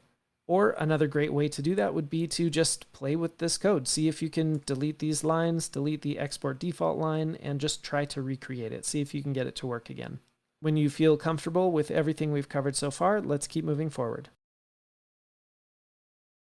Earlier in the course, we saw sort of the quick and easy way to get a local version of React up and running using some CDN links and an in-browser Babel transpiler to get everything working. You see, since React uses a syntax that isn't normally understood by the browser, there needs to be some kind of tool to translate this weird-looking JavaScript, like JSX, into something that the browser can actually make sense of, like regular old JavaScript. However, that in-browser Babel transpiler that we were using is not really a good long-term solution, which is why we saw that warning that says, well, basically you should do this in a different way if you're going to be pushing it up to production. So instead, what you normally need to do is set up a whole bundler system using something like Webpack. I've linked to the Webpack homepage if you want to go visit it there. and you would teach your Webpack configuration how to use Babel, the transpiler or compiler, so that essentially it would take your React code and transpile it or compile it down to something that is readable by browsers with regular JavaScript. Just to be totally clear, Babel and Webpack are not specific to React, but in order for React to work on most web browsers, you would normally have to use Babel and Webpack to translate it into something that a browser would make sense of. And the truth is, unless you've already dealt with Webpack a bunch before, it's honestly a bit of a high bar for beginners to clear when they're just learning web development. So to help significantly reduce that overhead in getting started with React, the React team created a package called Create React App, which does all of the heavy lifting for you, and it even hides a bunch of that implementation detail of Webpack from you in the code. So in the end, it really just makes setting up a new React app on your local machine really simple. So let's take a look at the process of using Create React App to create a new React app on your local machine. Before you can jump into Create React App, you have to make sure that you have Node.js and NPM installed on your machine. To see if you have these installed, you can open up your terminal and type node -v. That's a flag to check the version of Node. If it spits out any number, that means that you do have Node installed. And if you do have Node installed, then you also more than likely have NPM installed as well. But for good measure, you might as well run npm -v. And again, if it displays a version number, that means you do have NPM installed. Now, the next few slides are going to give a very high-level overview of how to install Node and NPM. So if you already have Node and NPM, you can sort of tune out the next couple minutes or skip ahead. And honestly, there's a lot of help already out there on how to install Node.js. I would just recommend going to YouTube and searching install Node.js, but specifically install Node.js with something called NVM. So I would recommend using NVM, which is the Node version manager. Its purpose is just to make switching and installing different Node versions extraordinarily easy. But it does mean that you have to install another package. If you're on a Mac or Linux machine, you can use NVM. I've included a link to their GitHub repository here. Or if you're on Windows, you can click here to go to a package called nvm-windows. But again, I would just default to following some kind of install Node.js with NVM tutorial that you find on YouTube. Okay, so now you have NVM installed. The next step is to open your terminal again, and this time type nvm install --LTS. Now, this command is specific to the NVM for the Mac or Linux. I think it might be slightly different for NVM-Windows. I think that might just be NVM install LTS with no --, but you'll have to check the documentation and follow the instructions in that YouTube video to be sure. Then once that finishes installing, we come full circle and you should be able to double check your Node version and your NPM version the same way we saw before. And again, by the time you're watching this, it very well may not be these versions. It might be a newer version than this. Now with Node and NPM installed, we're ready to actually use Create React App. On the Create React App website, you can see this Getting Started section. The main thing we care about are these commands down here. Just to make things even more confusing, there's another thing called npx. We won't really get into what npx is, but for now, it's enough to know that you can just type this top command, npx create react app, and then the name of whatever you want the folder that holds your app to be. After typing that first line, you can hit return and you'll see an output in your terminal that's more or less similar to this. You can see at the very bottom, it says we suggest that you begin by changing into your directory that you just created. If you didn't choose my-app as your folder name, then obviously choose whatever your folder name is. And once you're in that directory, you can run npm start. So you can see on my machine, I did that. I went cd into my app and then I ran npm start. Sometimes this command can take a little bit of time to get everything up and running, but once you do, you should see something that looks like this in your terminal. If you remember back when I showed you how to run React locally just using those CDNs and the VS Code extension called Live Server, well now we're essentially replacing that. You won't need to click anything in your VS Code using Live Server, but instead you're running your development environment through the terminal. In fact, after you run this command and it says compiled successfully, it will probably open a browser window for you and direct you to localhost :3000 automatically. And when that opens, you'll probably see the default Create React App screen, which looks something like this. So where exactly does this screen come from with the React logo? Well, this is a boilerplate version of the Create React App code that is automatically built in this new React app that has been spun up for you. If you really just want to start from scratch, what I recommend doing is just taking all of the files in the source folder. You can see I've highlighted them all here in my VS Code and just deleting them. And then you can just start from scratch the same way we have been so far by creating an index.js file and writing the code that we're used to writing. One thing to note here is that you don't need to create your own index.html. That is being handled inside of this public folder. And of course, I recommend poking around the code just to better understand exactly what's going on, but you'll see that inside that public folder, there's an index.html file that has a div with the ID of root in it. So inside the new index.js file that you create, you can already select that element by the ID of root when you're using react.dom.render. And it's a bit small in this screenshot, but you can see that it's rendering an H1 that just says, hello, create React app. And in the browser that popped up automatically on localhost 3000, it updated automatically for me. Now, usually any changes that you make to your code, when you hit save, it will automatically refresh your browser. Every now and then, I found that that becomes a little disconnected and you just have to go to your browser and hit refresh. But either way, it should update your browser to reflect what you have written in the code. And that's it, you're all set. Now, as we continue to go through this course here on Scrimba, I still highly recommend that you do the challenges I give you right here inside of the Scrimba environment.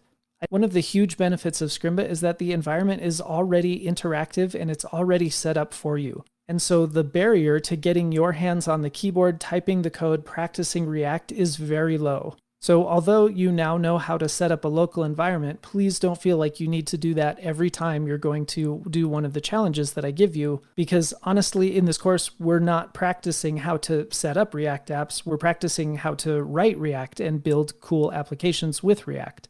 But now you have the knowledge you need if you feel like jumping away from what we're doing in the course and just practicing your own thing and being creative, being curious, and building whatever you want to build without necessarily having to deal with the Scrimba environment. And then, of course, when the time comes to deploy your projects to a real website, well, you're going to have something local on your machine that you can push up to GitHub and to whatever host you're pushing it to. Okay, sorry that was such a long aside. Let's jump right back into the course and continue to learn. I am coming to you from the future because you can see in the background we have our React Facts static site almost completely built out, but there's an issue for anyone who is going to be using Create React App to follow along with some of the projects that we will work on. And namely, those issues are when we need to load CSS styles and when we need to load images in Create React App. In Scrimba, this will just kind of work out of the box. But if you're using Create React App to follow along, you might notice that, well, your site's going to look something like this. Not only are the styles missing, but also our image link is broken. Fortunately, these are relatively easy fixes. You can go to the React docs to check out this adding images, fonts, and files. It also has a link to dealing with CSS in there as well. You can actually click on the screenshot to go straight there, but I'm going to show you what this looks like in VS Code. So if you are using Create React App, it's generally recommended that you put your styles inside of your source folder. There's much more in-depth ways to also organize your styles on a per component basis, but for now, we're just going to assume you have one global style.css, and that's going to live again inside the source directory. And the Webpack instance that's running Create React App behind the scenes is using something called Style Loader that allows you to just import the styles directly into your index.js. This might seem a little weird to just be importing a string that represents a CSS file, but Webpack is set up behind the scenes to make this work fine. The main issue is that when you build your project, it's going to build in a way that doesn't have a ton of different files and folders inside your source directory. Instead, Webpack is going to bundle everything up into one giant JavaScript file. And that JavaScript file is going to live near index.html. And essentially, in the end, you'll have an index.html, an index.css, and an index.js files. That's nothing that you have to do manually. It's just going to happen behind the scenes for you. I think that will make more sense when we look at fixing our image issues, but right now, by simply importing our style.css, we get our React Facts site back to an almost perfect condition. You can still see that our logo icon in the upper left is broken. So loading images, we do something relatively similar. In the code behind me here, you'll see that we have a navbar component, and in that we are able to set the source directly equal to a string that has a path to the image that we need to exist in the navbar. However, because this path is relative to where the navbar.js file currently lives, this is going to break when things get bundled up into that one giant index.js file like I mentioned. So anytime you have an image that you want to include on your site, you will likely want to put your images inside the source directory. And then instead of hard coding the path directly into our image source, we're first going to import our image from that path that's relative to where the navbar.js file lives. And we import it with some kind of name. We can call it whatever we want. I've chosen React logo in this case. And then once we've done that, we simply replace our source with React logo. That way, when Create React App is bundling up this project, it essentially has a reference to where that image file exists relative to the current file, and it can create a better absolute path when everything gets bundled up so that there isn't a broken link between your component and the image that you're trying to use. And once we do that, we have our logo back and running, and everything else about this page is looking good. Now, there is another way to solve this problem, and that is to put your styles and your images inside of the public folder instead of inside of the source folder. However, this is sort of gently advised against. If you go to the documentation, there's a whole page dedicated to using the public folder, but if you read carefully, it says there's a lot of benefits to not using the public folder, but if you really need to, you can, and here's how. You can click the screenshot here to go read more about that if you'd like. Okay, hopefully that answers some of your questions if you've been trying to follow along with Create React App on your local machine. If not, and you're just working here in Scrimba, you essentially don't need to know any of this until it comes time to start using Create React App on your own machine. But either way, it's good information to know because eventually you won't be just working here in the Scrimba environment. With that said, let's go back in time and we'll jump right into this project. One thing that I really like to do when I'm starting a new project, especially if I have the design right in front of me like we do here, is to make a sort of mental outline of the elements on the page and how I'm going to lay this project out. All that really helps me do is to make a sort of mental model of how I'm going to create everything on the page. This can be especially helpful when you're thinking about layout and how you're going to place certain elements in the right spot on the page, especially when you start thinking in terms of using Flexbox or Grid to do that kind of layout. So as a first sort of mini challenge, what I want you to do is pause the screencast and look at this page, try to determine what kind of elements you would use, what kinds of CSS layouts you might use. Fortunately, this project has a fairly simple layout, but I still think that it's something that will be helpful for you to practice. So pause the screencast and try to imagine what elements you would use and how you would lay them out for this project.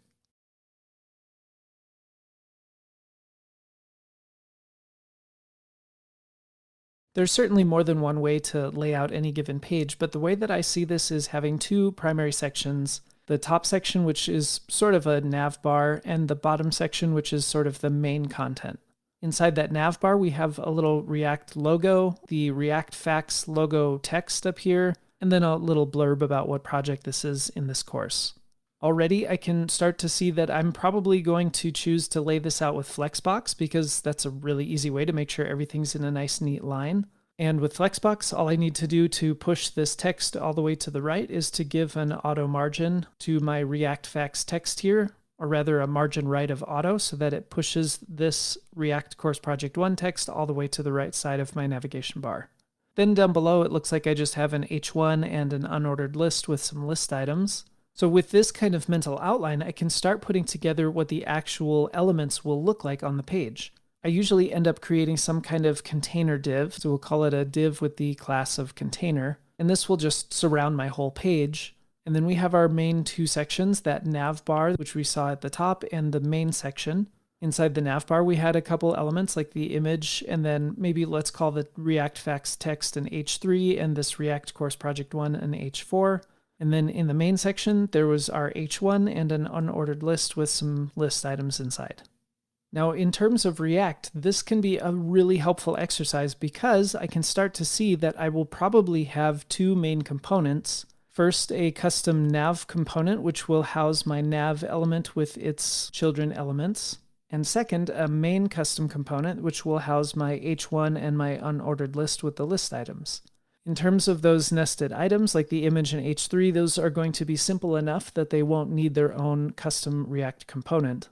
And then I would take my custom nav component and my custom main component and probably collect them together in one more custom component, which I usually end up calling app.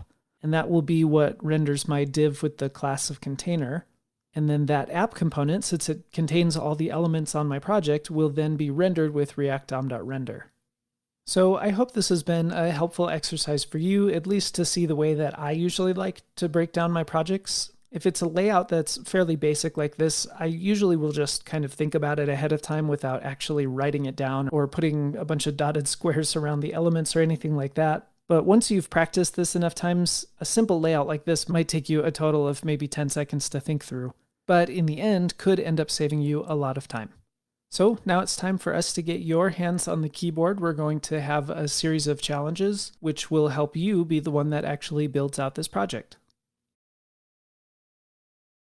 Hey there, I'm jumping in at this point to let you know that I've created a very quick Figma tutorial. Throughout this course and many others here on Scrimba, we're going to be providing you with a Figma design file, and I do think you'll find Figma fairly intuitive, but I thought it would be a good idea to just record a quick tutorial to help you along. The first thing you'll have to do is go over to figma.com and create a new account. And as I was signing up for a second account just to kind of test this process, I realized that there's actually a lot of steps, so I figured I would walk you through it. First, you're going to click sign up. You'll obviously either sign up with Google or you can provide an email and password. I believe if you provide an email and password, it will have you go verify your email, so it'll send you an email to verify. Once you've done that and you come back, it will have you choose which kind of plan you want. Figma has a really generous free tier, so I would just start for free. You'll click that button down there. When it asks you to tell you about your team, you can, at this point, honestly just say skip this step. And then when it says, what would you like to do first? I just think it's easiest to say, I'll explore by myself. And when you do that, it's going to drop you into the Figma interface. Now, from that point on, I've actually recorded a whole tutorial using the Figma program that is now over on the Scrimba YouTube channel. So at this point, you're going to continue onto YouTube by clicking on the screenshot here, which will take you to the video that I recorded. And hopefully that quick introduction to Figma will really help make things easier for you as you use Figma as a part of your Scrimba coursework. So click on the screenshot you see here, head over to YouTube. When you've watched that video and you're done, you can close that window, come back here to Scrimba and continue on in this course. Let's start by getting some of the project setup out of the way. I've written some step-by-step instructions here in the challenge. It is going to be a little bit more involved because we're creating everything completely from scratch, or almost completely from scratch. So your challenge is to create a components folder, and this components folder is going to have two files in it, the navbar.js file and the main.js file. For now, they should just render an H1 that says something like navbar goes here and main section here. Then I want you to create an app component, which will be outside of the components folder, and have the app component render the navbar and main components that you just created. Then inside of this file, the index.js, you will import the app component and then use react.dom.render to render that. The last step is to go and get the enter Google font, specifically with the weights of 400, 600, and 700. Once you've selected those font weights, you should see a series of link tags that you can use to put inside of our index.html. Make sure to put them above style.css so that we can reference them in style.css. And if you haven't used Google Fonts before, this one might take a little bit of extra research outside of Scrimba here to learn more about. But I know that you can do it. Fortunately, Google Fonts makes it relatively easy. Just know that you can ignore the @import or any npm options it talks about for installing this font. Remember, we're not dealing with any kind of styling right now, so by the end of this challenge, you'll just have a basic white page that just shows navbar here and main section here, or something like that. So pause now and work on this challenge.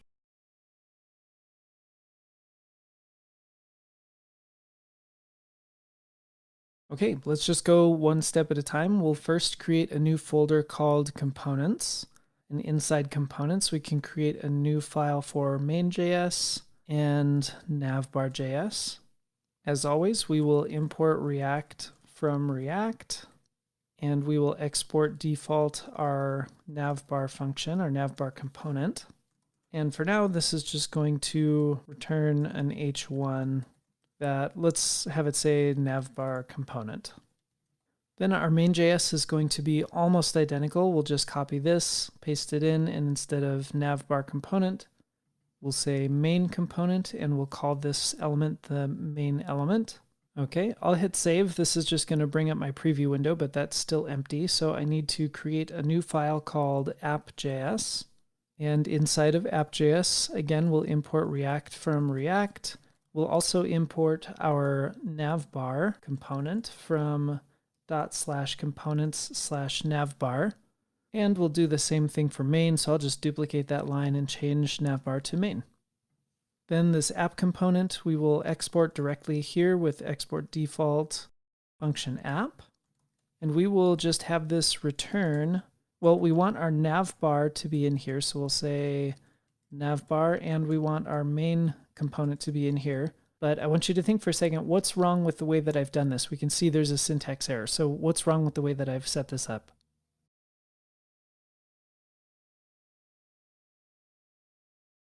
Inside of components, we can only return a single element. That element can have children elements, but right now we're trying to have two sort of side-by-side components.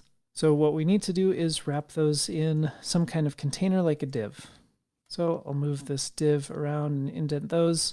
If you remember from the last screencast, we talked about how this would probably just be set up as a container. So we'll give it a class name of container. We're not going to deal with any styling now, but I might as well add that class name since I know I'm going to need it.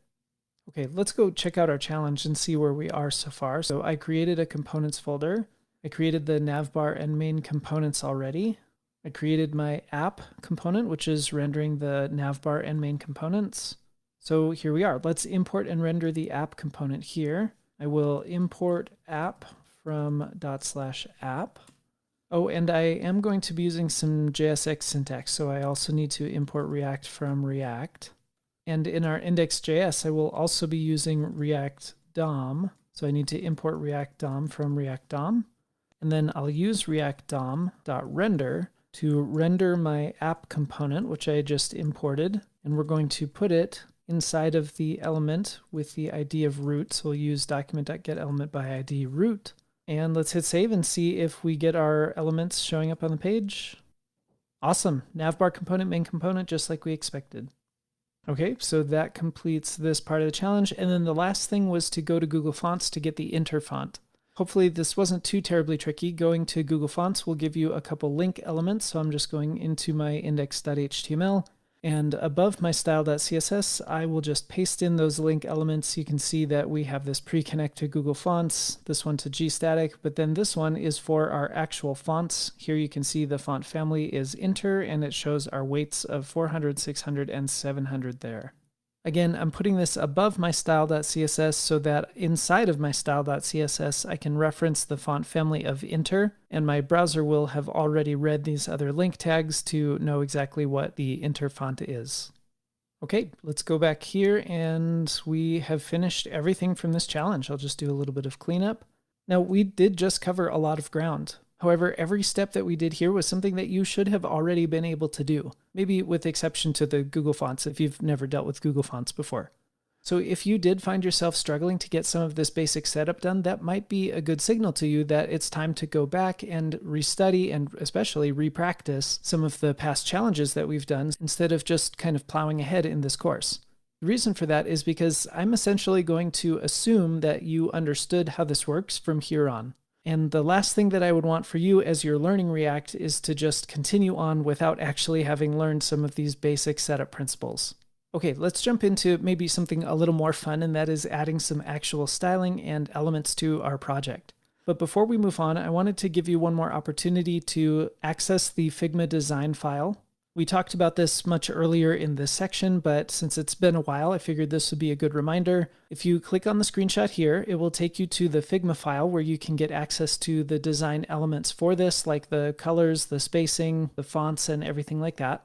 When you click on this link, it will take you to a shared version of this. However, if you'd like, you can avoid seeing everyone else's cursors and selections by clicking on the little arrow at the top and choosing to duplicate this to your drafts.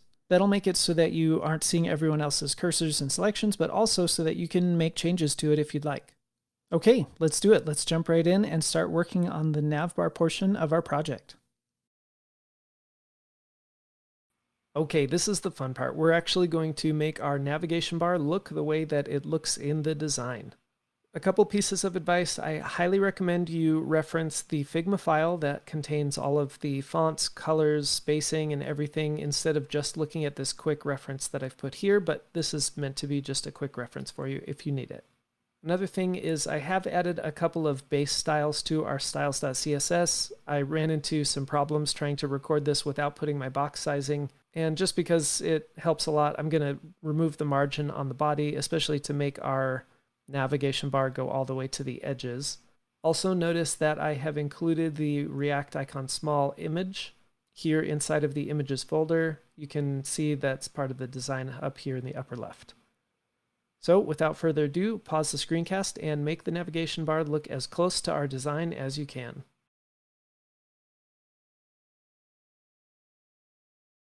All right, let's do this. Instead of rendering an H1, I'm going to open this up and render a nav element because this is a navigation bar. And inside of there, we know we have an image. We'll give it its source while we're here. I have to use / images because I'm inside of the components folder when I'm here in the nav bar. And it's react icon small .png. Let's just refresh and see if that's working. Okay, cool. And let's call this maybe an H3, I guess, and maybe this an H4. It really doesn't matter because, well, you could just give it a class name and call it a paragraph, but I'll just call it an H3 and H4. This one says React Facts, and this one says React Course - Project 1.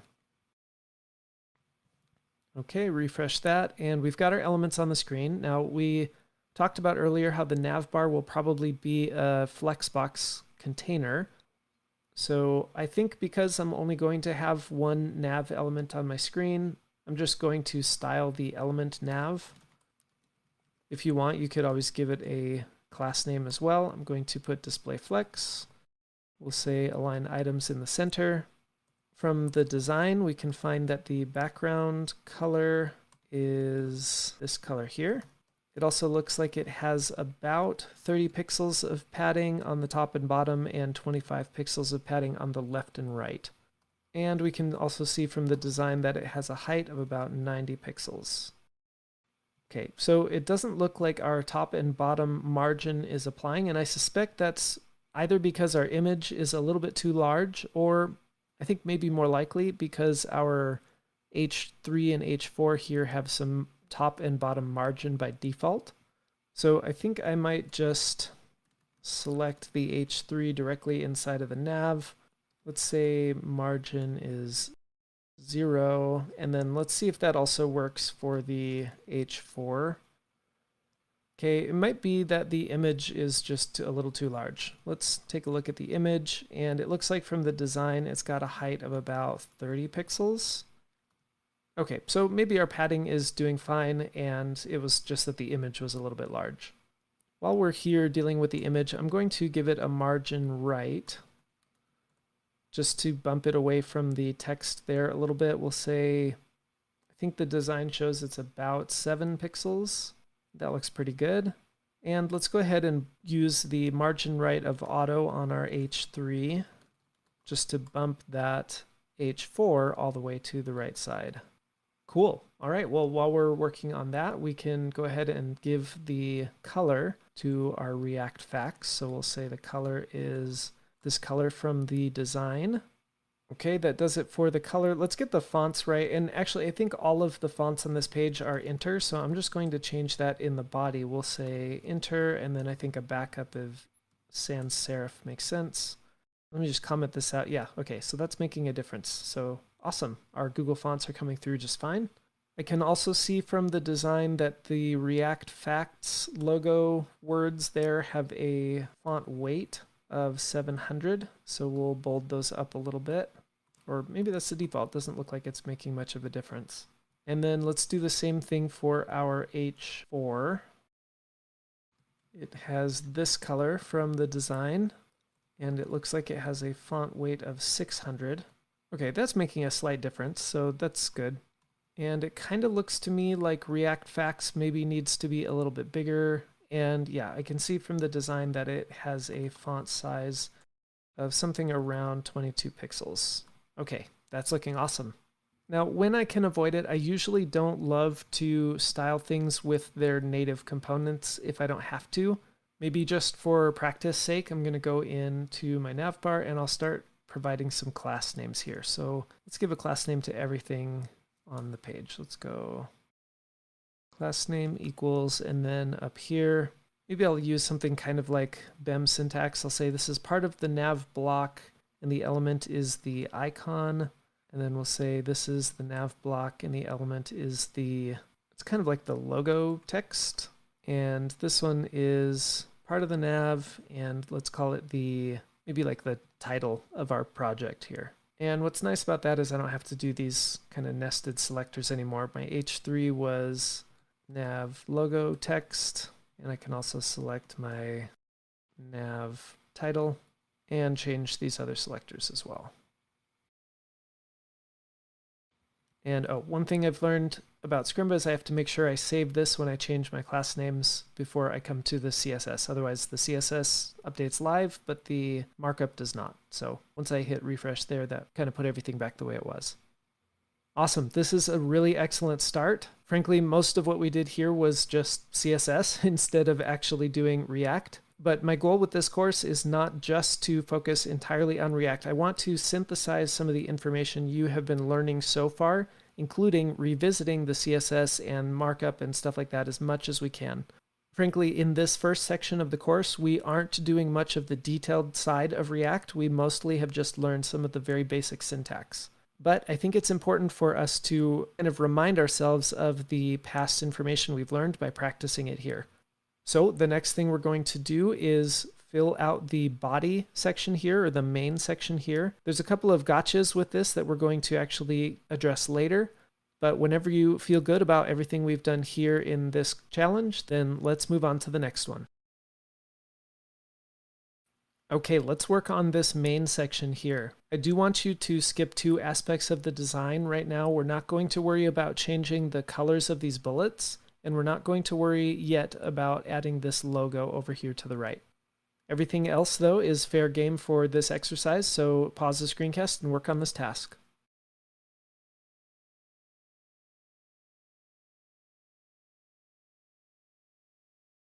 All right, let's go ahead and make this into a main element. This is another semantic HTML element, and it represents the main section of our app here, so we will call it that. And it looks like it really only has two elements in it. It's got this H1 and an unordered list with 5 list items. So that should be relatively straightforward. And it says fun facts about React. We have our unordered list. And I'm going to hit Option Shift down to create copies of those so I don't have to type them out manually every time. And then I will actually go ahead and just copy and paste the text from the Figma file, so you don't need to sit and watch me do that. All right, let me move this over just a tiny bit. And let's hit refresh. Okay, that's a good start. Let's get some of the design aspects going here. I've got my main element, and I think I feel okay styling that as the main element because I will probably only have one. Well, I know that I'll only have one. And we will give it a background color, which we can go ahead and grab from the Figma file. Okay, and well, this highlights some issues here. Now, I haven't set up my body or my main element to be a full height, and it looks like maybe it's a collapsing margin. I'm guessing this H1 has a margin on top, which is causing this whole section to collapse down below. So let's give, first of all, the main section a height of, let's try 100%. Yeah, sometimes that doesn't work. Maybe if I give my body a height of 100 view height. And let me refresh this. Well, okay, you know what? I think this is highlighting another problem that I was planning on addressing later. So for now, what I'm going to do is actually move this background color to the body so that it does cover everything. Okay, and that'll be a good enough start. We'll fix this a little bit later, but it did highlight the fact that what we had here is our main section is not taking up the entire body here. In a couple of screencasts from now, we'll see why that's a problem, but for now, I'm just going to put my background color on the body. Okay, and I probably actually don't need this height of 100% right now. We'll come back to that later. Oh, however, I do want to give it some padding, and it looks like from the design I have about 55 pixels. It says 57. We'll just go ahead with 57 on the top and bottom, and then about 27 pixels on the left and right. And well, you know what, I think that margin, this looks a little too much. I'm going to guess that the margin of my H1 here is a little bit high. Let me just check that. If I set this to margin 0, yeah, that normalizes it a little bit more. So instead of selecting all H1s, let's go here and give this a class name. And similar to the last one, I'll say this is the main block and it's the title element. And that way I can be a little more specific about which H1 I want. And again, I need to refresh this in order for that class name to apply. And awesome. Okay, the sizing is looking good. Let's get our color correct. Now our H1 here also has a font size of about 39 pixels. And everything else needs to be white. Maybe I'll just color the entire section here. Yeah, that'll work. Okay, awesome. Well, now that I have removed the margin from my title, it looks like my unordered list is bumping a little bit close to my title. Rather than giving my title a margin bottom to push it down, I personally prefer to have elements push themselves away from other elements, if that makes any sense. And when I see this, I think of the unordered list as being too close to the H1 as opposed to the other way around. That might not make any sense. That's just how my mind is working. I'm going to give my unordered list a class name. Let's say this is main dash dash, we'll say facts. And we will select our main facts, and I'll give it a margin top of, it looks like the design says 46 pixels. Okay, now actually I just looked at the Figma file and noticed that our title actually has a slight change to the letter spacing. So I'm just going to copy and paste that here, and yeah, that compresses our H1 a little bit, actually quite a bit. So we will go ahead and leave that there. Sometimes these rules like this are really easy to overlook if you aren't looking closely in the Figma design. Something that's really nice is I can actually just copy all of the rules if I need to and paste them here, and then I can decide which ones are actually making a difference or are necessary. Now, I already have that one. I can just comment these out. This one's technically making a slight difference. I'm not terribly worried about it. The font size we already specified. Font weight of bold is already the default, font style of normal, and so forth. I can get rid of some of these as well. But we can see this one actually did make quite a bit of a difference, so it's good that we put it in there. Okay, now these are really close together, so I'm going to select all of the list items under main facts. I'm doing this just so I don't have to give a class name to every single LI or give the same class name to every single list item there. And actually, let's go ahead and do the same thing I did before. I'm just going to copy some of these font styles that we have inside of Figma and see if any of them made a difference. I don't need that. That's not making a difference. That's already the default. That's already the default. That makes a tiny difference. Maybe I'll leave it in there. It did separate them a little bit. I'm guessing, however, I'm going to have to apply some padding to these. So let's give a little bit of padding. There's a relatively new CSS property called padding block that allows me to only specify the padding on the top and bottom in one go. Let's start with 10 pixels and see how that looks. And yeah, that looks fairly accurate. Another thing I'm noticing is that the text is actually wrapping around here and mine is not. It's going all the way to the right. This probably isn't much of a problem. If I did want to fix that, I could probably just apply a max width on my list items. That way it's not taking up the entire left to right. maybe something like 400 pixels. And yeah, that seems to wrap it a little bit. And awesome, this is a great start. We're only missing two minor things. We're going to change these colors of these bullets to be the same color as our logo up here, and we're also going to add this little React logo over here to the right.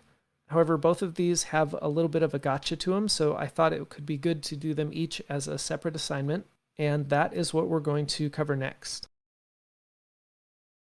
Originally, my plan was to give you a challenge to color the bullets and make them just a little bit larger like we have in the design. However, as I was researching this, I came across a relatively new CSS property, or rather pseudo selector, that makes this challenge extremely easy. So just this once, you can sit back and relax. I'm going to show you just how easy this is. There's a little bit of a gotcha with it, but I included a slide here that shows you the MDN docs for the marker pseudo element. And believe it or not, this very specifically selects the bullets on list items. And even look at this example. It's changing the color and it's making it a little bit larger with its font size. That's exactly what we want to do. You can click this slide to go check out the docs, poke around these allowable properties, and of course, you should probably play with this a little bit, but fortunately, this is a really easy thing for us to implement. I'm just going to copy this and add my pseudo element selector for marker. One thing to keep in mind is that this is not accepted by all browsers. However, Safari, Firefox, and newer versions of Chrome have all adopted the marker pseudo element selector, and I'm certain as time passes, this is going to become even more widely accepted, and therefore I feel pretty confident using this method for accomplishing this task. So, simply enough, I can change the font size to, let's say, something like 1.4 rem, and sure enough, that made our bullets a little bit larger. Now, as I was playing with this, I noticed that if we get too large, let's say 3 rem, things become pretty misaligned. And at least at this time, when I was researching, I could not find a good way to realign these bullets with the text.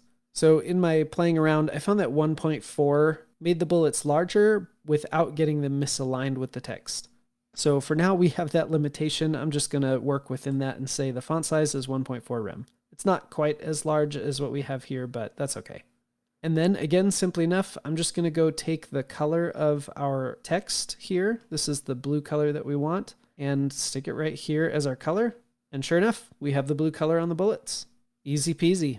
Well, I hope you didn't become too comfortable letting me do all the work, because in the next screencast, we are going to add this logo. And by we, I of course mean you, in a challenge. So that's what we'll do in the next screencast.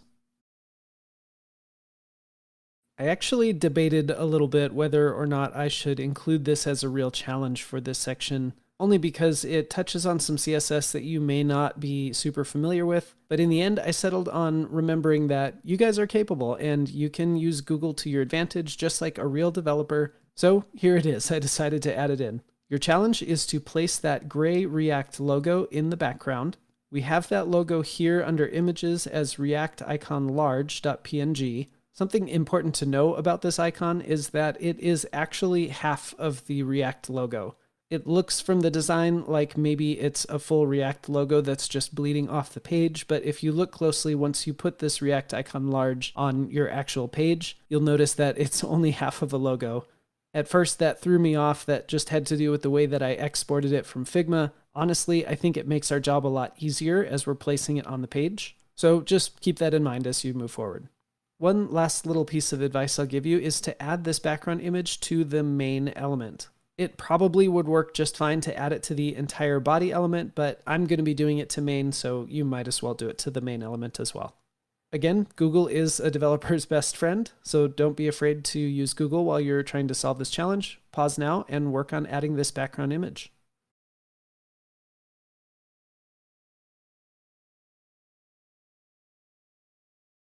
Okay, hopefully you found this wasn't actually that big of a deal. So I'm going to add first the background image to my main element here.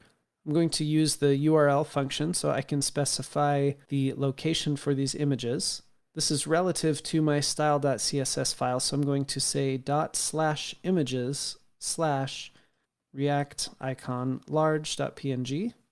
Okay, and we see that it automatically is repeating around the entire page, so that's where the background repeat comes in, and we want to say no repeat.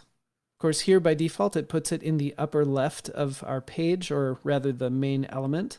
And this is where background position comes in. Now, background position is actually a combination of background position X and background position Y. In fact, let's start out there. We can say background position X, that's my position to the left and right. I want to push it all the way to the right. This is where having half of a logo becomes pretty handy for us because it automatically looks like it's bleeding off the side of the page. And then with background position Y, we can specify something like top, which is where it is now, or bottom. Bottom, I think, is a touch too low, although center is maybe a touch too high. I can also use percentages, so we can split the difference and say something like 75%. And now that we've seen these as two separate properties, I actually can just combine these and say background position, which is background position X, and then I'll use a space and then Y of 75%, and that simplifies it a bit. If I really wanted to, I could use the shorthand background property, which would be background, and then I would just copy and paste this one first, space, this one, space, this one. Honestly, I always forget what the background property is short for, so I'm actually going to leave these as three separate properties so that in the future it's really easy for me to remember what each of those pieces means. And awesome, this represents a culmination of everything that we've learned so far about React. Let me go ahead and clean up this challenge. Now, of course, we've been spending a bit of time in CSS land here, and as I've mentioned, I still think that's a really important thing to do. Even though our main focus in this course is to learn React, it's really important to synthesize some of that other information that you have learned in the past so that it doesn't become stale to you and you just forget it. That being said, in the next screencast, let's spend some time looking back at everything that we did learn about React, because that's actually what we're here to learn. And at the same time, we'll take that opportunity to have a quick quiz and to look at a self-assessment project that you can do on your own. So that's what we'll be doing next. You've done a great job so far in this course. Before you just plow ahead to the next section, it's time for a solo project. This is meant to be a chance for you to flex your new React skills that you've been learning about so far in this section, but this time without the training wheels. And there's going to be a few of these throughout this React course, and these projects serve a really important purpose. They're meant to be a tool for you to gauge whether you are actually ready to keep moving forward in the curriculum or not. Unlike the challenges that I usually give you, I won't be walking you through a solution to this one. Instead, I'm going to be asking you to sort of go out on your own to build this project. That said, you're not actually completely on your own. We've got a thriving community here on Scrimba that's very willing to give feedback on your code. We'll talk more about that in just a minute, but first I want you to keep in mind that no one here is giving you a grade for these projects like they would if you were in school. One of my personal objectives is to shift people's understanding of how learning occurs. In school, we're trained to complete the project for the grade. But here, you're completing the project to test yourself and to practice. So skipping one of these solo projects will really only deprive you of the best chance you have to test out your skills and to really help you decide if you grasp the concepts that we've been learning so far. Okay, with that guilt trip behind us, let's actually take a look at what we're building. For this project, you're going to be building a digital business card. Everything here is static, and you can see there's actually two different designs that you can choose from. In fact, if you click the screenshot, it will send you to the Figma design file. You'll see that there's actually more designs, including a light mode version of these designs. And what you can do is just choose the one you like the best and build that one. When you get to that design file, make sure to click the little arrow at the top and choose to duplicate to your drafts. And as far as actually coding the project goes, I recommend that you just build your project here in Scrimba. On this screencast, if you look in the very lower right, you'll see a menu with 3 dots. If you click that, there's an option to fork this screencast to a new scrim. Doing that will make a duplicate of this project that you will have in your own account so that you don't have to worry about losing your work.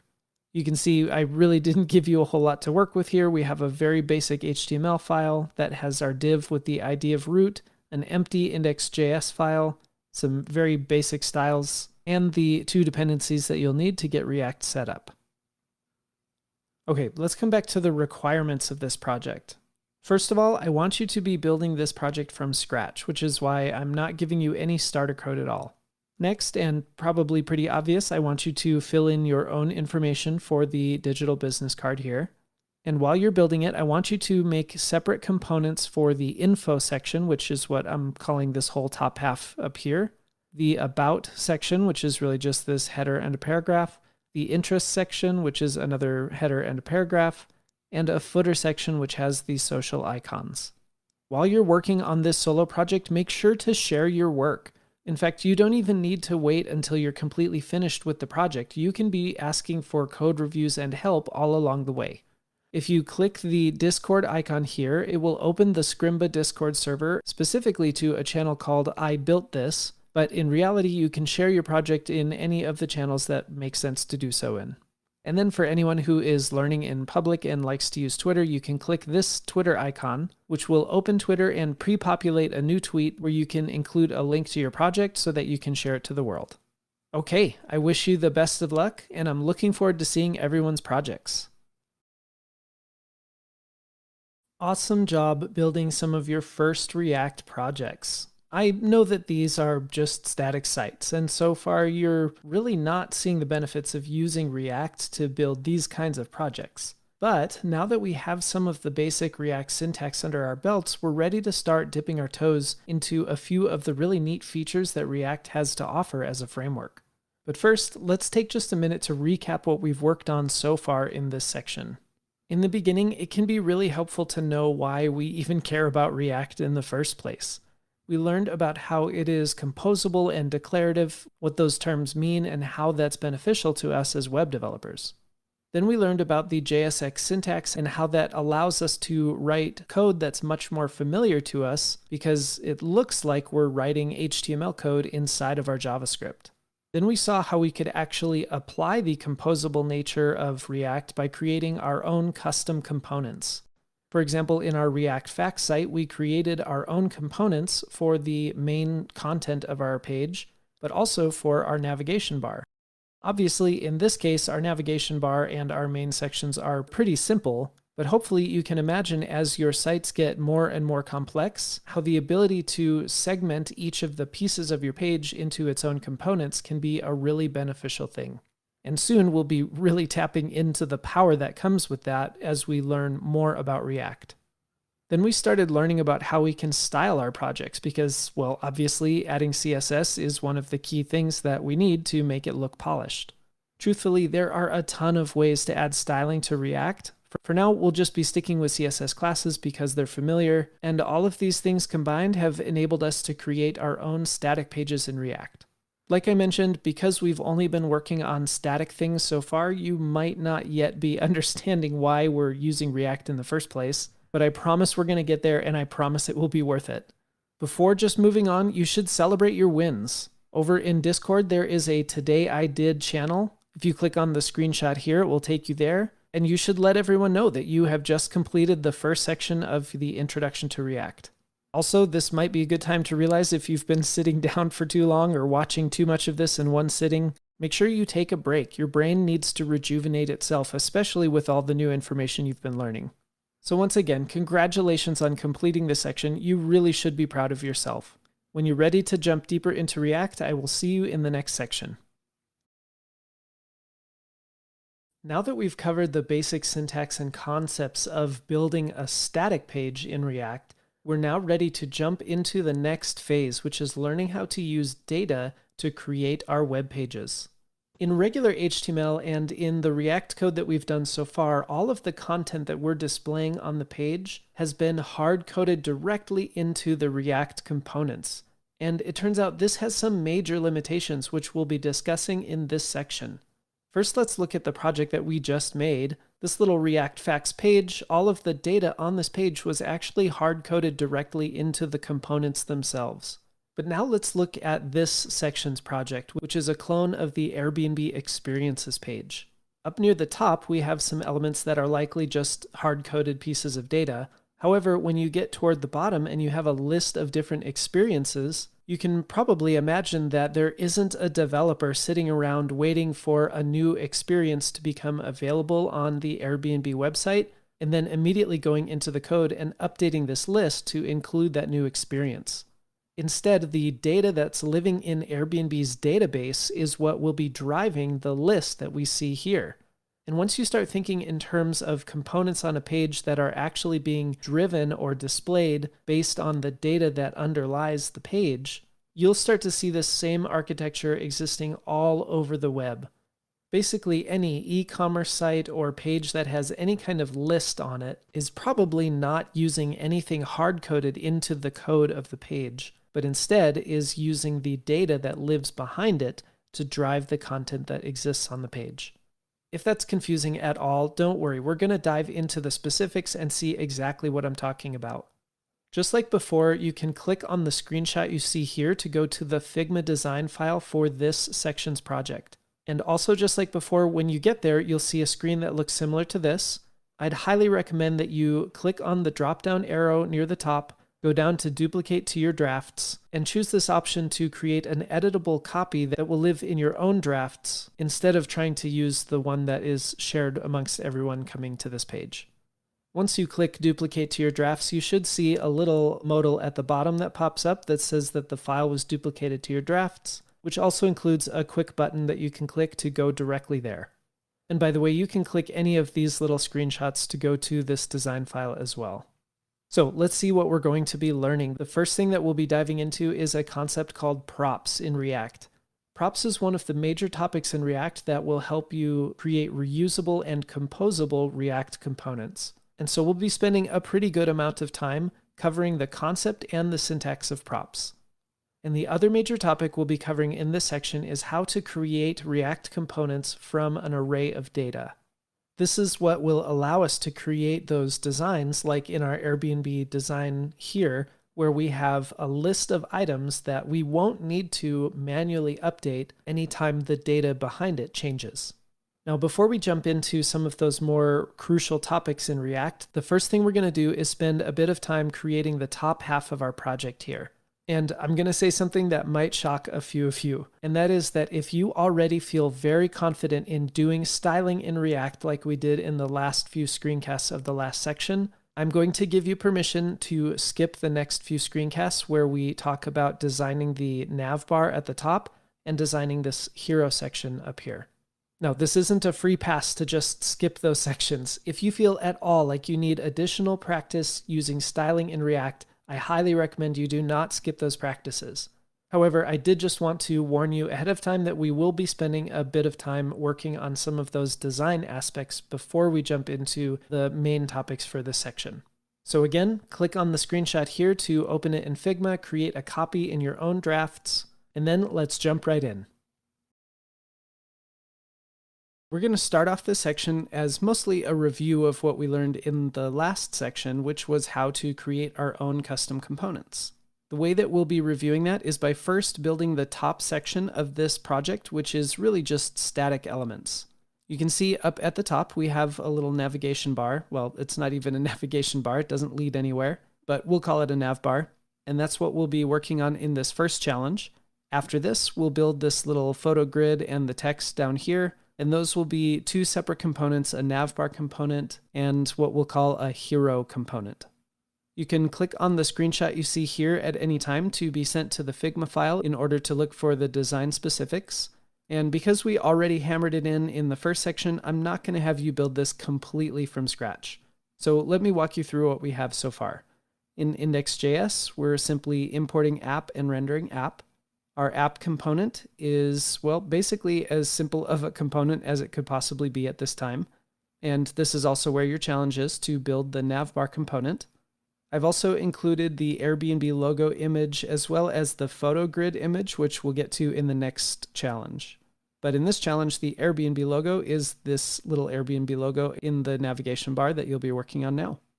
The last couple things you'll notice is that I have the styling about as basic as it can be at this time.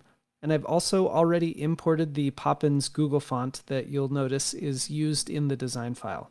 As such, when you're setting the font family, you can just say Poppins. But in this screencast, I don't think you need that. Yeah, this navbar doesn't have any text, it just has the image. Okay, let's go. Pause the screencast and build out our navbar component.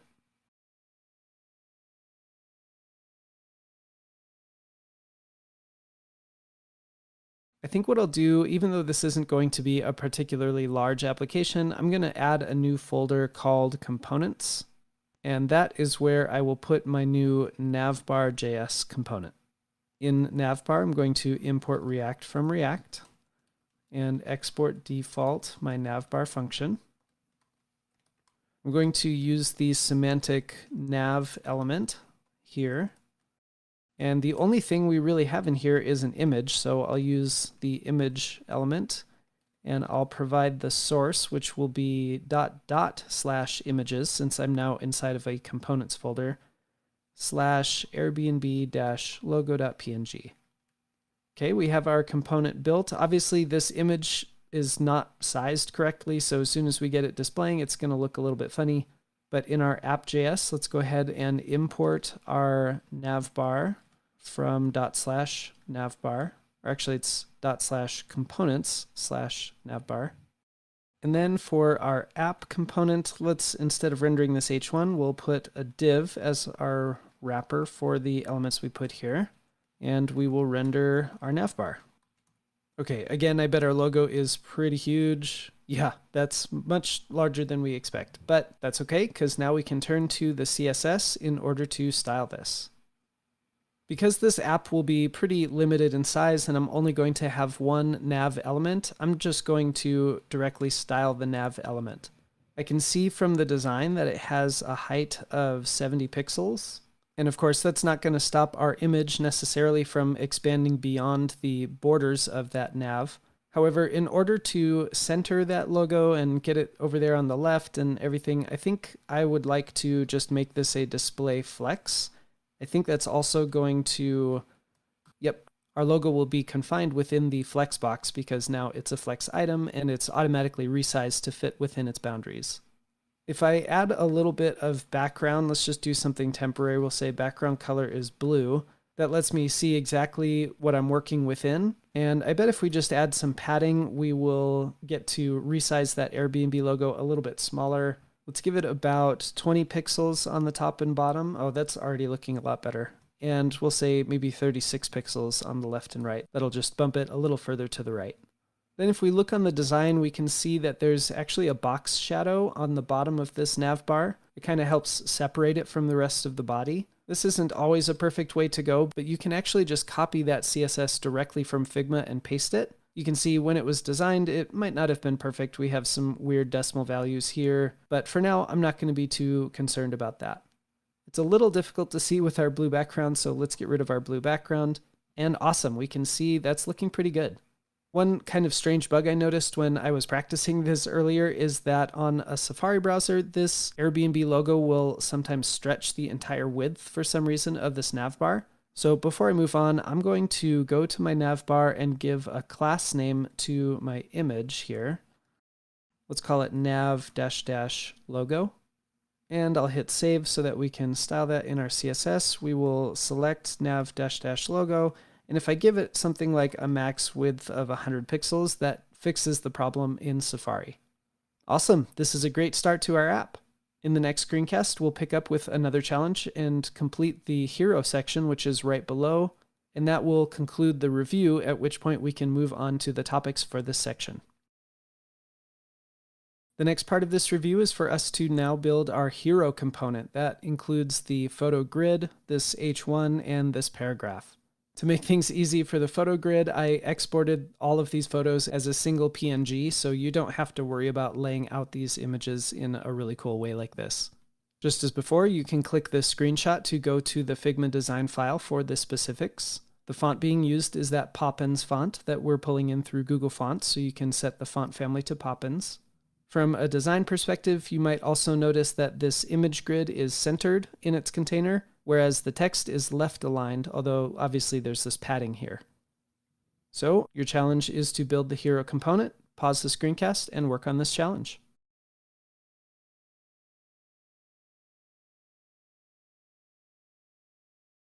I'll work backwards this time. I'm going to duplicate my navbar line that I'm importing and change this to hero, even though this component doesn't exist yet. We'll do the same down here and render a hero. I'm not going to hit save because that's going to cause this to crash. Instead, let's go ahead and create our hero.js file. we will import React from React and export default a hero component. And first, let's get our bare element set up. I'm going to return, maybe we'll call this a section element since it's a section of our page.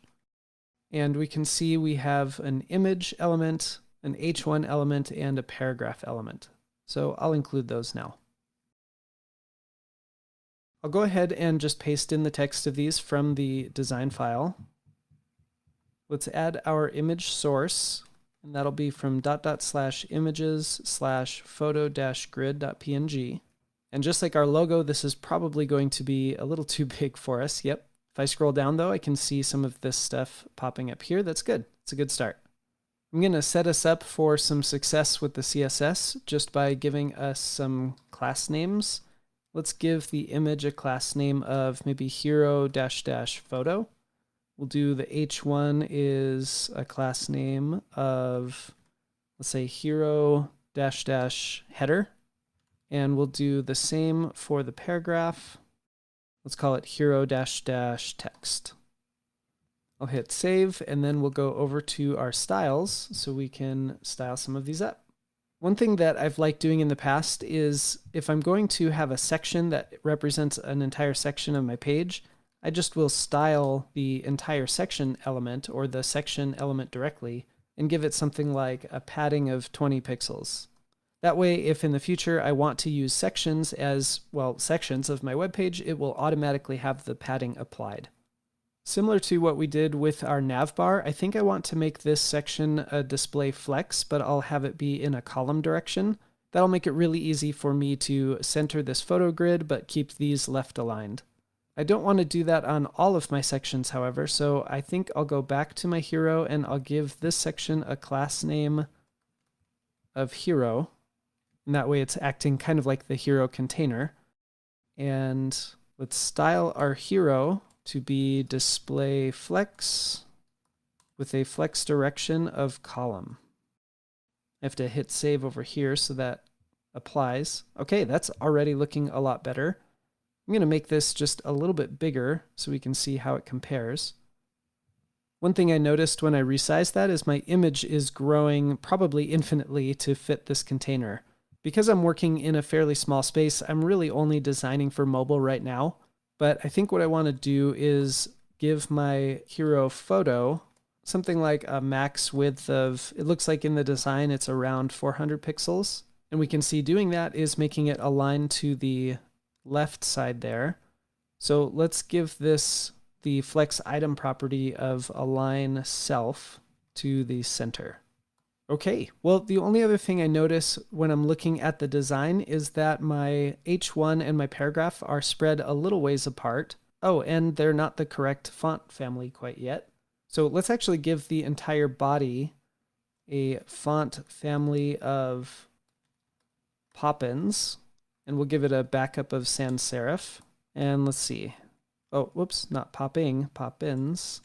Okay, and yeah, that's making a difference. Awesome.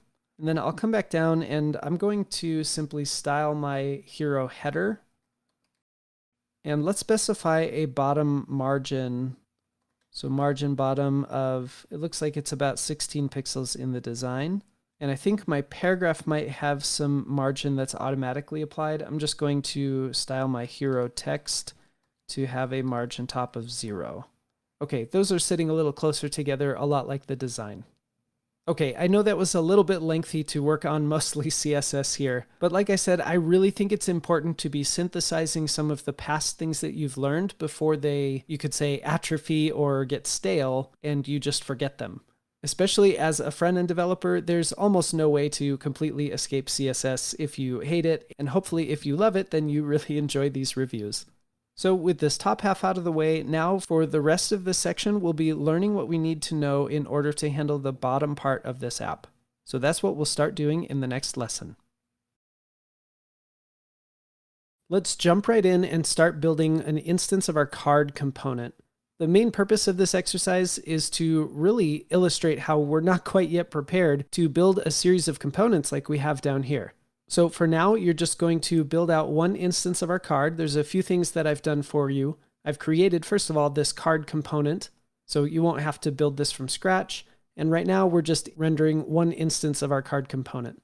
You'll notice too that I moved our hero out and commented it out. That's just so we didn't have to keep scrolling down in our app in order to see the progress that we're making. And let's go to card.js and look at our challenge. Your challenge is to build out the card component. And for now, just hard code in the data for this first one with Katie Zephyrus. For some of the notes, only render one instance. I already did this for you. Also, the little star icon and the photo of Katie Zephyrus are here in our images. We have katiezephyrus.png and star.png. I just talk here about making sure to include all of the pieces of data that we have. And again, that the main purpose is to show that we have some limitations currently in our understanding of React. So don't worry about the fact that you're just hard coding all of this data into the card component for now. All right, it's time. Pause the screencast and work on this challenge.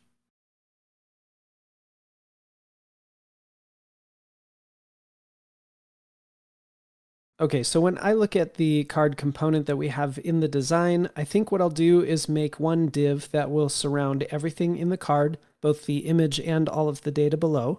I'll probably put all three of these pieces of data and this little star image into its own div so that I can use Flexbox to make sure that they're all center aligned. And then I'll probably just put this Life Lessons with Katie Zephyrus in a paragraph and these prices here in a paragraph. I may end up putting this bolded section in a little span inside of that paragraph just to make it bold. If you were feeling adventurous, you might have put this little badge here. I'm going to ignore that badge for now. We're going to cover that a bit later. So let's get some of the elements on the screen here. We're not going to have an H1. Instead, we'll surround everything with a div. I think I'll go ahead and just give this a class name now of card because I already know I'm going to be styling this. The very first thing I have is an image, and we'll hardcode in our source. That's going to be in ./images/Katie Zephyrus.png. I'm sure this is going to be a bit large as well, so I'll go ahead and give this a class name. We'll say card-image. And then, like I mentioned, I think these elements here, we've got the star, the rating count, and the location all here in a line. So let's create a div. Maybe we'll call this a class name of card stats.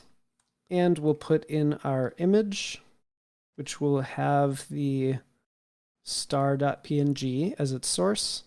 Then I think just to get these other things in line, I'll use an inline element like span. So let's go ahead and create, I'm going to have 3 spans here.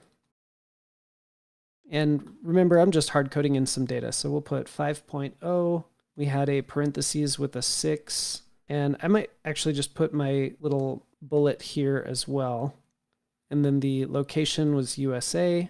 I guess let's hit refresh and see where we are. Okay, obviously some styling to handle, but at least things are showing up. After those stats, I think we just had 2 more paragraphs. So let's go ahead and create a couple paragraphs. We have Life Lessons with Katie Zephyrus. And here we had from 100, was it 136? I guess it doesn't really matter, per person. All right, let's see where we are.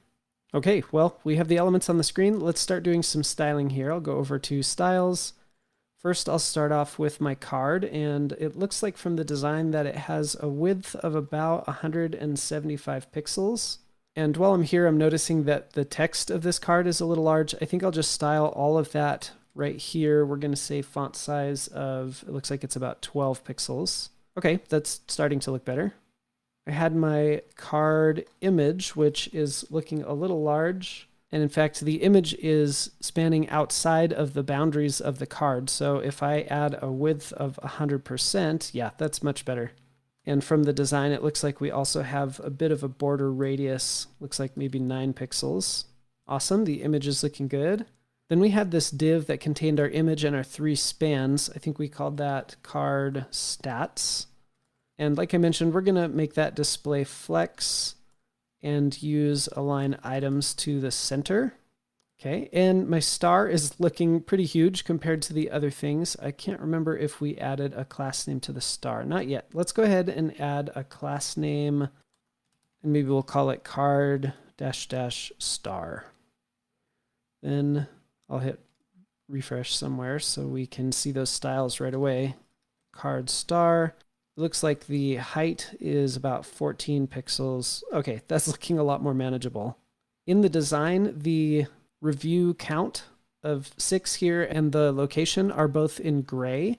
I think what I'll do is actually just create a bare gray class that isn't specific only to this card, just because it seems like something I might want to do with a few other elements. So I will give both of these spans a class name of gray. And then since that's a little bit more of a generic style, I think I might move it up maybe just right here below the nav. We'll create a gray class and we'll just say that the color is the kind of grayish color from the design. So I just copied and pasted that straight from Figma. I need to go and refresh here. Okay, we have a bit of a light gray tint there. The only other thing I think I might do is change this to bold right now. That seems like another thing I might want to do elsewhere. If I just want to bold this text, I suppose I could surround it in a B tag or a strong tag. I think I'm going to actually surround it with a span so that I can style that span and just do that in line. We'll surround the from $136. We'll give that a class name. I think again, I'll make this generic. We'll just say bold. And in my styles.css, we'll add a bold class that sets the font weight to bold. And let me hit save over here. Awesome. Let's give ourselves a little more room. Okay, this is certainly looking good enough for now. Hopefully, as you were building this, you could start to see some of the limitations that we have with the way that we built it, especially by hard coding all of this data directly into the card component. So in the next screencast, let's start talking about what the problem is with the way we currently have this, and that will set us up perfectly to learn the solution to this problem. I assume many of you watching the last screencast were thinking to yourselves, okay, I'm creating this card component, but because I'm hard coding the data in, it's not going to be reusable. I've updated the Google slide to show you maybe a more realistic version of the design that we're looking for, because we're not just going to have the same experience with all of the same data inside. These kinds of repeated components are found everywhere online, and if you just start looking for them, you will see them everywhere. I pulled up screenshots from some of the first designs I could think of. In Amazon, every component or every product is going to have a repeated element. Here's IMDb that has something that looks relatively similar to what we're doing. And here's Apple, which has different product components, which really just have an image and a title, image, title, image, title. And you can imagine that when a new movie comes out to put on IMDb, there isn't a developer out there that is actually typing in new HTML or copy and pasting the HTML that they already created and then just changing out some of the data. But instead, these components are actually data-driven. On IMDb, for example, all they need to do is add a new movie to their database, which includes things like the cover image, the rating, the title, and so forth, and then the website will automatically update to include a new movie in its list here. We're going to cover the data aspect later, but for now, the main problem we have is that our component is so hard-coded that we can't really reuse it in any meaningful way. And in React, this is where the concept of props comes into play. Now, in my years of teaching React, I have found that props can be one of the more difficult subjects for students to grasp. And so what I plan on doing is taking the topic and just spreading it a little bit thin over a few different screencasts, and you'll get your hands on the keyboard and get to really practice with it so that you can understand the concept of props. So let's jump right in and get started. Let's start by understanding the basic concept of props in React. What you see here is just a plain index.html file. We haven't introduced anything dealing with React in this. I want you to take a close look at the elements that you see here and see if you can figure out what's wrong with them. Let's start with the anchor tag. An A tag, an anchor tag, is intended to link you to another place. But currently we don't have an attribute like the href specified. Without an href, this link is essentially useless. We need the href property in order for us to send someone to another page, maybe like google.com. Similarly, the image element is basically useless without any kind of source property. We need to add this source attribute or property in order to specify exactly what image will be here. We could put the path to a local file, or we could put the address of a file that's hosted somewhere on the internet. Input is interesting because I think on its own, it actually will put an input box that we could type into if we wanted to. However, there are attributes or properties that we can add to the input that will make it a lot more, let's say, beefed up or capable. For example, I can add a placeholder that says something like first name, and that suddenly makes the first name text appear inside of my element on the page. Or there's ones that have even more consequence to them, like the type property. If I change the type of this input to something totally different like submit, now it changes from an input text box to a button. Similarly, I could change it to radio and it completely changes the visual look of this input. These are concepts that I'm sure you're already very familiar with. Let's look at a similar parallel example in JavaScript. Here I've written a function that's called add two numbers together, and it just hard returns 1 and 2. Think for a second, what is wrong with this function? It's syntactically correct, but what's wrong with a function like this? Well, it's very, very limited in its capabilities. Right now, if I call add two numbers together, it will always return 3. Essentially, it's a useless function. Now, you might already see where I'm going with this. If I add some parameters, like let's say A and B, to this function, now I can dynamically add and return the result, or rather the sum, of the two numbers that I pass in. And with the small addition of these two parameters that I've added, I now have sort of beefed up this function in a way that it's capable of adding whatever two numbers I want, not just the hard-coded 1 and 2 that used to be there. Again, these concepts should be familiar to you by now, but this is just a primer for us to understand the concept of props in React.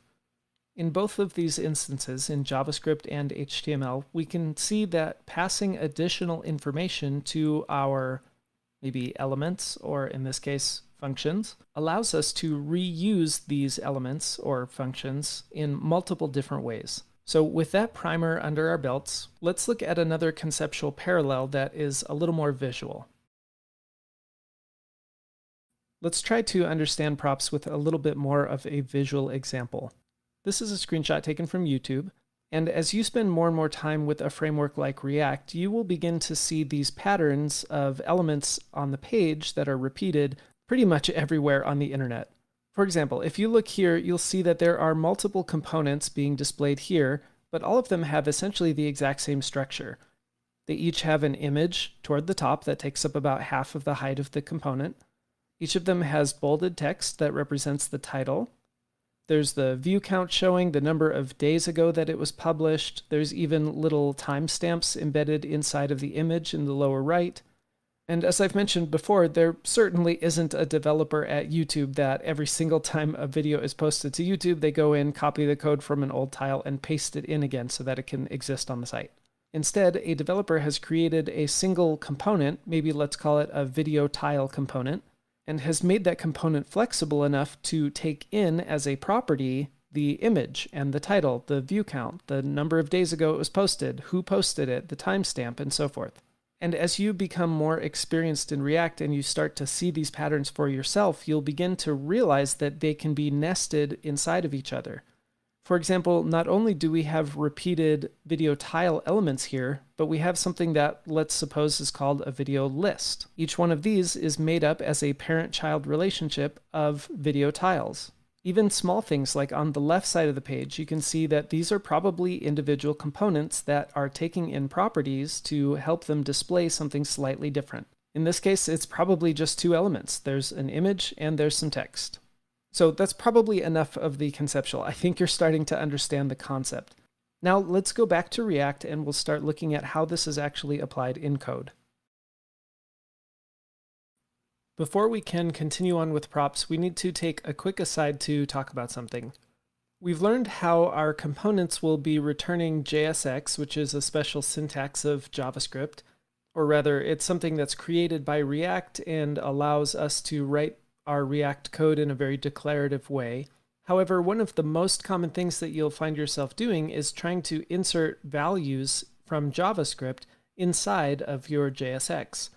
Right now we just have some text inside of our H1, but let's assume we had a value like first name. Maybe this is Joe and a last name. let's say Schmo. Think for a second, how would you change our H1 to no longer say hello world, but instead to say hello Joe Schmo? Well, we can probably see ahead of time that just trying to input first name, last name, or maybe even adding a space in there as if this were regular JavaScript isn't really going to work. If I do this, I'm going to get the literal text of first name plus last name interpreted as the text content of my H1. Fortunately, React has made it really simple to interpret something as JavaScript instead of text when it's inside of a JSX element. And that is by simply surrounding it with a single set of curly braces, almost like it were an object. So at this point, before I even hit save, I'm going to give you a quick challenge. Simply enough, I want you to finish off the H1 that we have here so that it says, hello Joe Schmo. And actually, let's put an exclamation point in there for good measure. Pause the screencast and do this challenge.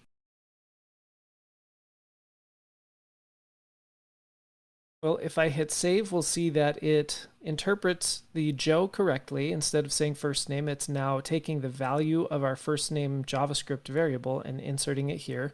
And then, of course, the rest of this text is still there. If I were just to surround last name, then I would get a little bit closer, but I still have my plus and my quotation marks. So at this point, I can just get rid of those, put a space in between my two values, hit save, and there we go. Hello, Joe Schmo. The way I like to think of this is that as soon as I start seeing JSX, the interpreter sort of goes into JSX mode.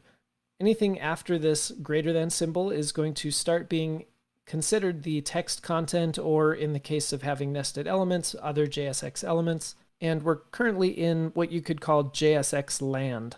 However, as soon as we see this opening curly brace, we switch back into our JavaScript mode or JavaScript land. And then anything inside of my set of curly braces will be considered JavaScript. Once I get to this closing curly brace, I'm now back into JSX, which is why I have an actual space in the text between my first name and my last name. Then it sees my curly brace again, so I'm back in JavaScript land. The closing curly brace tells me I'm done with JavaScript. I get the exclamation point as part of my actual text. And then I close off my JSX tag. Now, once I enter JavaScript land, I can actually do more than just take in values from my JavaScript up above. In fact, anything that I put inside of my curly braces can be run as JavaScript code. Let me clean up this challenge really quick. Something that's important to note is that anything I put inside of my curly braces will be run as regular JavaScript code. So I'm not limited to just pulling in values like this. For example, I could do something like, say, I have a new date, which is a new date object, and then change this to something like it is currently about, and then run some JavaScript code inside of my curly braces saying date.getHours. And then let's say we want to do a modulo 12 so that we get the AM PM hours, or rather like on a 12-hour clock. I hit save, and there we go. It's currently about 3. Maybe I say o'clock. And that's because for me, when I'm recording this, it's currently 3:21 p.m. And in fact, I wouldn't even necessarily need to create my date outside of here. I could say new date dot get hours, and I'm going to get the same result, even without doing it out here, because anything that I put inside these curly braces will be run as regular JavaScript. Now, personally, I think it's a lot more readable to do the actual JavaScript outside of my return value in my JSX. So if I were doing this in the real world, I'd probably say something like const hours equals date dot get hours modulo 12, and then inside of my render down here, all I'm doing is putting hours. And of course, we get the same result that way. One thing that's nice about doing it this way is you can sort of separate the logic that your component is running with the display that your component needs to show on the screen. So for example, let's say I wanted to say, depending on the time of day, good morning, good afternoon, or good night. Well, I could do all of my logic up here to determine what should display after the word good. For example, I want it to say good afternoon because for me right now it's afternoon. I could do something like this, and I'll probably speed this up so it doesn't take up too much time.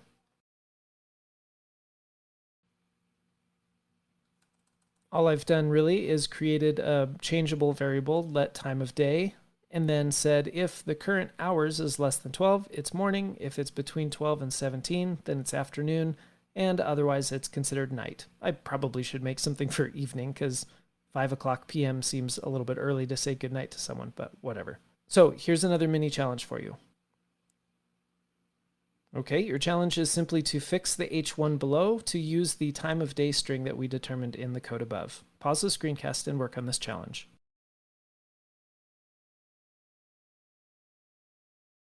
Simply enough, all we really need to do is remove the hard-coded afternoon, put a set of curly braces, and then say time of day. Now, of course, because it is afternoon for me, this will still say afternoon. I suppose I could just trick this. Maybe I change this to say if it's between 12 and 1, then we consider it afternoon, but otherwise it's goodnight. I should be able to hit refresh, and sure enough, it says goodnight. I'm going to change that back so that's not so weird.